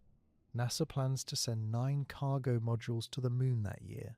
Not people, equipment, heaters, power systems, communication relays, and the Viper rover, a machine specifically built to drive into the permanently shadowed craters near the South Pole and characterize the water ice sitting there. Viper isn't just a science mission, it's a site survey. It's answering the questions that habitat engineers need answered before they can commit to a location. How deep is the ice? How accessible is it? What's the thermal environment at the extraction site? You can't build a water processing facility without those answers. The CLPS program is targeting up to 30 robotic landings beginning that same year. 30. That's not a fleet of rovers exploring the surface for discovery. That's infrastructure delivery at pace. Roads get graded, landing pads get leveled, equipment gets positioned. The surface starts looking less like an untouched crater field and more like a construction site. 2028 is the year humans go back. Artemis 4 and V are targeting crewed lunar landings. These are not Apollo-style visits where astronauts spend 3 days on the surface and leave. The goal is to place crew on the surface for meaningful durations, assess the infrastructure that robots have already delivered, and begin the work of making the South Pole site actually habitable. Alongside those crewed missions, an uncrewed Starship is scheduled to land near Shackleton Crater. That landing matters enormously. It proves that a vehicle capable of delivering 100 metric tons can set down on the lunar surface without destroying itself or the cargo. If that test succeeds, the economics of everything that follows changes. Suddenly, you can think about shipping complete habitat sections, full mining rigs, bulk supplies, in single missions. That changes how fast you can build. 2029 marks the official start of Phase 2. NASA's framework calls this the initial operating capability phase, and the name is accurate in the most literal sense. The base isn't comfortable yet. It isn't self-sufficient yet, but it functions. The first habitat modules are connected. Life support is running. Power systems are online. A crew can stay there for weeks rather than days. Nuclear generators are operational alongside solar arrays, which means the base doesn't go dark when the 2-week lunar night begins. That continuity of power is what separates a temporary camp from a working facility. You can run extraction equipment through the night. You can keep systems warm. You can maintain communications. Phase 2 is where the base transitions from something humans visit to something humans occupy. 2031 and 2032 bring critical capabilities that expand what the base can actually do. JAXA's pressurized rover, developed in partnership with Toyota, is expected to be ready by 2032. That rover is roughly the size of a large bus with a sealed cabin. Astronauts can travel significant distances from the base without suiting up every time they want to move. That sounds like a convenience. It isn't. It's a force multiplier. A crew that can range freely across tens of kilometers can survey resource deposits, assess terrain, identify optimal locations for expanded infrastructure, and conduct science that a crew tethered to a single site simply cannot do. During the same window, water extraction moves from pilot testing into early operational status. Small quantities of ice are being processed into drinking water and oxygen. The first electrolysis systems are producing hydrogen and oxygen as propellant precursors. The quantities are modest, but the process works, and a process that works can be scaled. 2033 is the number NASA has committed to publicly semi-permanent crew presence. People living on the moon continuously, rotating through unscheduled missions rather than returning to Earth after each visit. Let me put that in perspective. The first Apollo landing was 1969. It took humanity 64 years to go from setting foot on the moon to living there. And within that 64 years, there was a 40-year period where we didn't go back at all. The fact that 2033 is achievable at all is a reflection of how much has changed. In propulsion, in materials, in computing, in our understanding of what the South Pole offers. A crew living on the moon continuously in 2033 means the base has crossed a threshold. It has air they can breathe, water they can drink, power that runs through the night, and enough medical capability to handle emergencies without evacuating immediately. It isn't comfortable, but it's habitable. 2035 through 2037 is where the base starts looking less like an outpost and more like a settlement with ambitions. Infrastructure expands. Life support systems become increasingly self-sustaining, cycling air and water with decreasing dependence on Earth-supplied consumables. Food production moves from experimental trays of leafy greens to systems providing a meaningful fraction of the crew's caloric needs. Commercial operations begin, early-stage mining assessments, propellant production for resupply missions, scientific data of direct economic value. The crew size grows.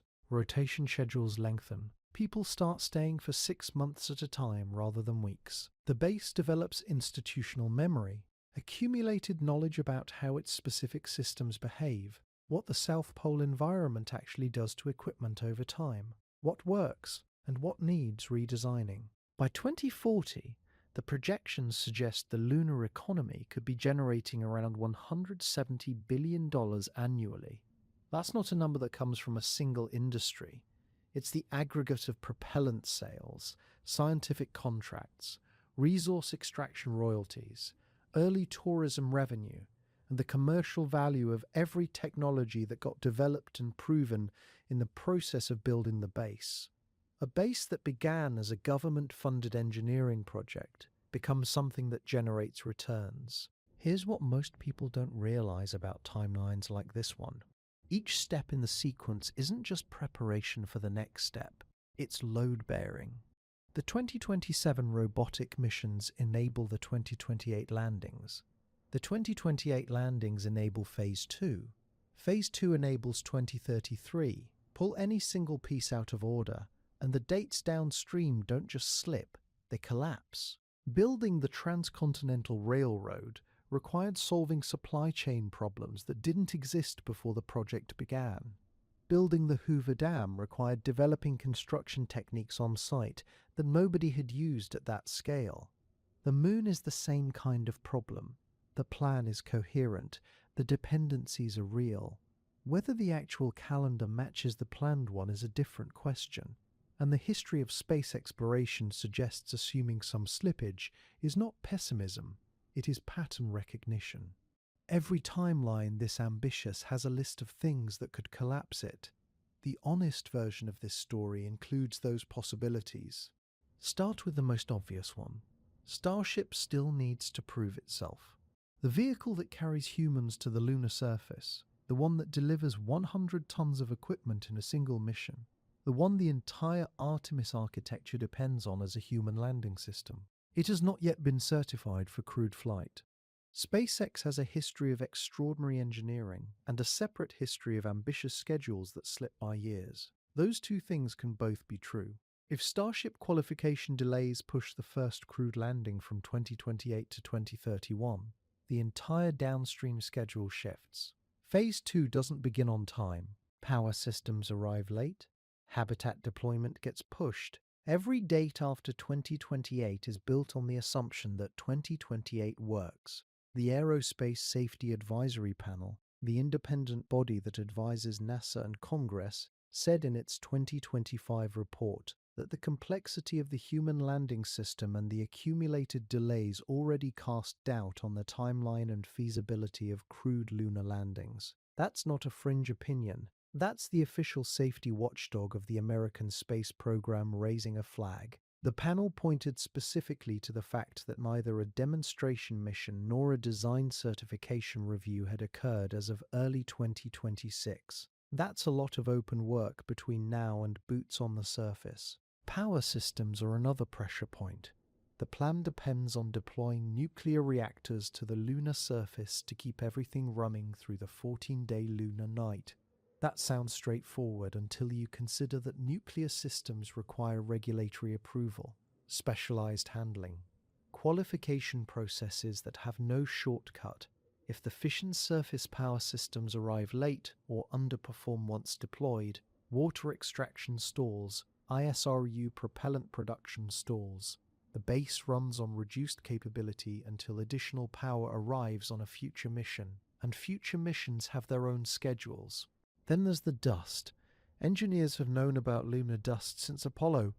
They still don't have a solution that scales to a permanent colony. Apollo suits degraded in days. Equipment meant to last years has never been tested in that environment. If the abrasion and electrostatic contamination prove more damaging than current models predict, mechanical seals fail ahead of schedule, rovers break down, habitat interfaces get compromised. A colony where equipment degrades faster than it can be replaced isn't a colony, it's a slow emergency. Water ice is the resource the entire economic model rests on. Surveys suggest substantial deposits in permanently shadowed craters near the South Pole, Some recent data hints at accessible ice on sunlit slopes, but surveys are not extraction. The actual accessibility of those deposits, how deep, how pure, how hard to process, won't be fully understood until the Viper rover characterizes the site and humans begin drilling. If the ice turns out to be thinner, more dispersed, or locked in material that's harder to process than projected, the timeline to self-sustaining propellant production stretches considerably. Every year that a base still depends on Earth-shipped propellant is a year the economics look worse. Budget is a threat that never goes away. NASA's lunar program has survived multiple administrations, but it hasn't survived all of them easily. The $24 billion committed to this effort is real, but political will shifts. A new administration that decides the money is better spent elsewhere can restructure priorities fast enough to stall missions that are already in preparation. The Artemis program itself was built on the foundation of Constellation, which was cancelled. Commercial crew survived budget pressure through the Obama and Trump years only because private companies had skin in the game. The more the lunar program depends on commercial providers, rather than sole source government spending, the more resilient it becomes to any single political decision, but that resilience has limit. A fatal accident would be the most severe single disruption. Not because people in the program don't understand the risk, but because public and congressional reaction to a crew lost on the lunar surface would be immediate and intense. The Challenger accident grounded the shuttle program for nearly 3 years. Columbia grounded it for 2.5. A fatal accident in a lunar habitat or during a moonwalk or on a landing attempt would trigger reviews that touch every system in the program. Safety investigations, redesigns, recertification. The lunar program would survive it, almost certainly, but it would not survive it on schedule. Geopolitics introduces a different kind of uncertainty. The Artemis Accords have built a coalition, but they're not binding in the way a treaty is. If China establishes a competing presence at the South Pole before the Artemis framework can secure resources, the resulting tensions over a strip of territory with no governance framework could complicate operations in ways nobody has fully planned for. Not conflict in the military sense necessarily, but disputes over proximity, interference. Resource claims that slow everything down while agencies wait for legal clarity that may never fully arrive. None of these risks are novel. Every major infrastructure program in history has faced versions of them. The Transcontinental Railroad was over budget, behind schedule, and killed workers. The interstate highway system took decades longer than projected. The International Space Station launched late, cost twice the original estimate. Required emergency negotiations with Russia to keep functioning. It worked anyway. The risk catalogue is long, but so is the track record of programs that absorbed the hits and kept building. The space program has been declared dead or delayed beyond relevance many times before, yet the machinery keeps moving forward, slower than anyone hoped and faster than the skeptics predicted. There is a significant difference between a permanent base, people stationed on the moon rotating every few months, and a colony, which is a place people build lives. A base is infrastructure, a colony is civilization. The distinction sounds philosophical, but it's actually engineering. A base depends entirely on Earth for its survival. Supplies, personnel, decisions, all of it flows from the home planet. A colony generates its own resources, it makes its own choices, it develops its own institutional structures. Getting from one to the other is not a single step, it's a slow accumulation of capability that happens over decades, and the trajectory looks very different from the outside than it does from within. Population is the first threshold that matters. Early bases will house maybe 12 people at a time. That's not a colony. That's a research station. Most estimates suggest you need somewhere between 150 and 300 people before a settlement becomes meaningfully self-sustaining in terms of skills alone. A place with 20 people has no redundancy. One injury, one death, and a critical expertise disappears. At 200 people, you start having engineers, doctors, biologists, and technicians in the same place simultaneously. You start having the workforce to build, maintain, and expand infrastructure without waiting for the next resupply mission to deliver specialists. That number, somewhere around 200, is when a settlement starts functioning like something other than an expedition. Infrastructure changes too. The first habitats are modules, cylindrical, pressurized, sealed tight against the vacuum. They sit on the surface, connected by short pressurized tunnels, covered in regolith for radiation shielding. That works for 10 people. It doesn't work for 200. At scale, the settlement has to grow downward. Lunar regolith is relatively easy to excavate. Underground spaces solve multiple problems at once. Radiation shielding improves dramatically. Temperature becomes more stable. Expansion becomes easier than adding surface modules.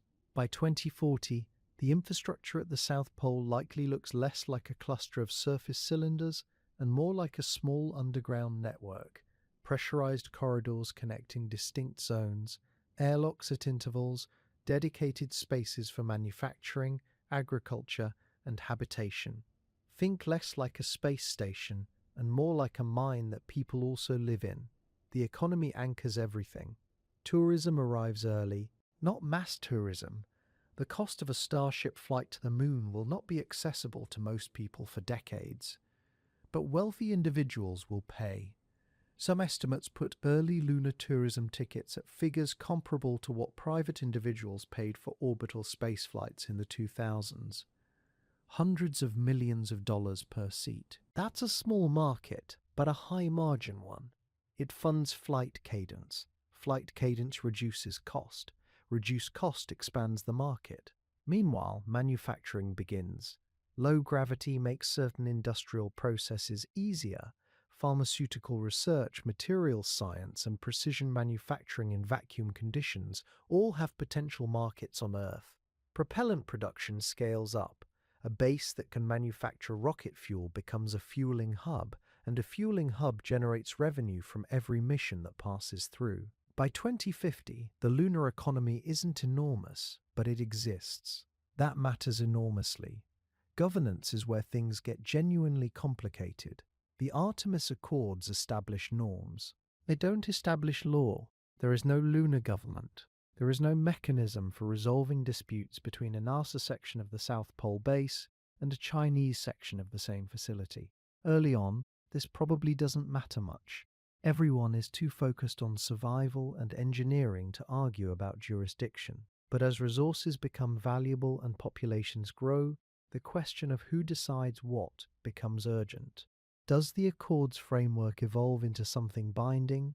Does each nation run its own zone under its own rules? Does a hybrid system emerge, where an international body handles shared resources like water ice, while nations govern their own habitats? Nobody has answered this. The Outer Space Treaty is 60 years old. It wasn't designed for permanent settlements. The legal framework humanity brings to lunar colonization will likely be improvised as problems arise. The Antarctic comparison gets made constantly, and it's useful up to a point. Antarctica has a functioning international treaty framework. It has permanent research stations. It has rotating crews and coordinated science. The Moon could follow that model in the early years, but the analogy breaks down hard when you look at resources. Antarctica has no economically extractable resources that justify independent development. It has no path to self-sufficiency. No one has ever seriously proposed that McMurdo Station become a city. The Moon has water ice that becomes propellant. It has minerals. It has a gravitational position that makes it valuable as a launch hub. Those economics create pressure toward independence that Antarctica never faced. A lunar settlement with economic output and growing population will eventually push against whatever governance structure was imposed from Earth, simply because the interests of people living there diverge from the interests of governments 239,000 miles away. That's not speculation. That's the pattern of every settlement in human history. What a true colony looks like by 2050 probably surprises people expecting either a gleaming city or a still struggling outpost?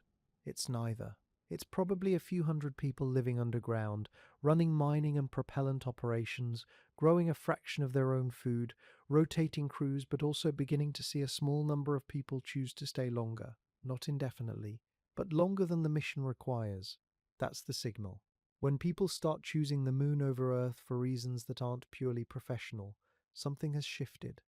The place stops being a job site and starts being something else. That transition from outpost to colony is the most consequential step in the entire process, and no one has fully worked out when or how it happens. Every problem solved on the moon gets solved again on Mars, and then again wherever humans go next. But each iteration is faster and cheaper than the last, because someone already worked out the fundamentals. That's not an accident. That's the whole point. The moon is 3 days from Earth. If something goes wrong, a rescue mission is conceivable. If a habitat seal fails, if a power system underperforms, if a dust mitigation strategy turns out to be inadequate, the consequences are serious but recoverable. Mars is 9 months away. There is no rescue mission. There is no supply run. There is no calling back to Earth and waiting 3 days for a response. This was because on Mars the communication delay alone is up to 24 minutes each way. The margin for error shrinks so dramatically that the lessons learned on the moon stop being valuable and start being essential.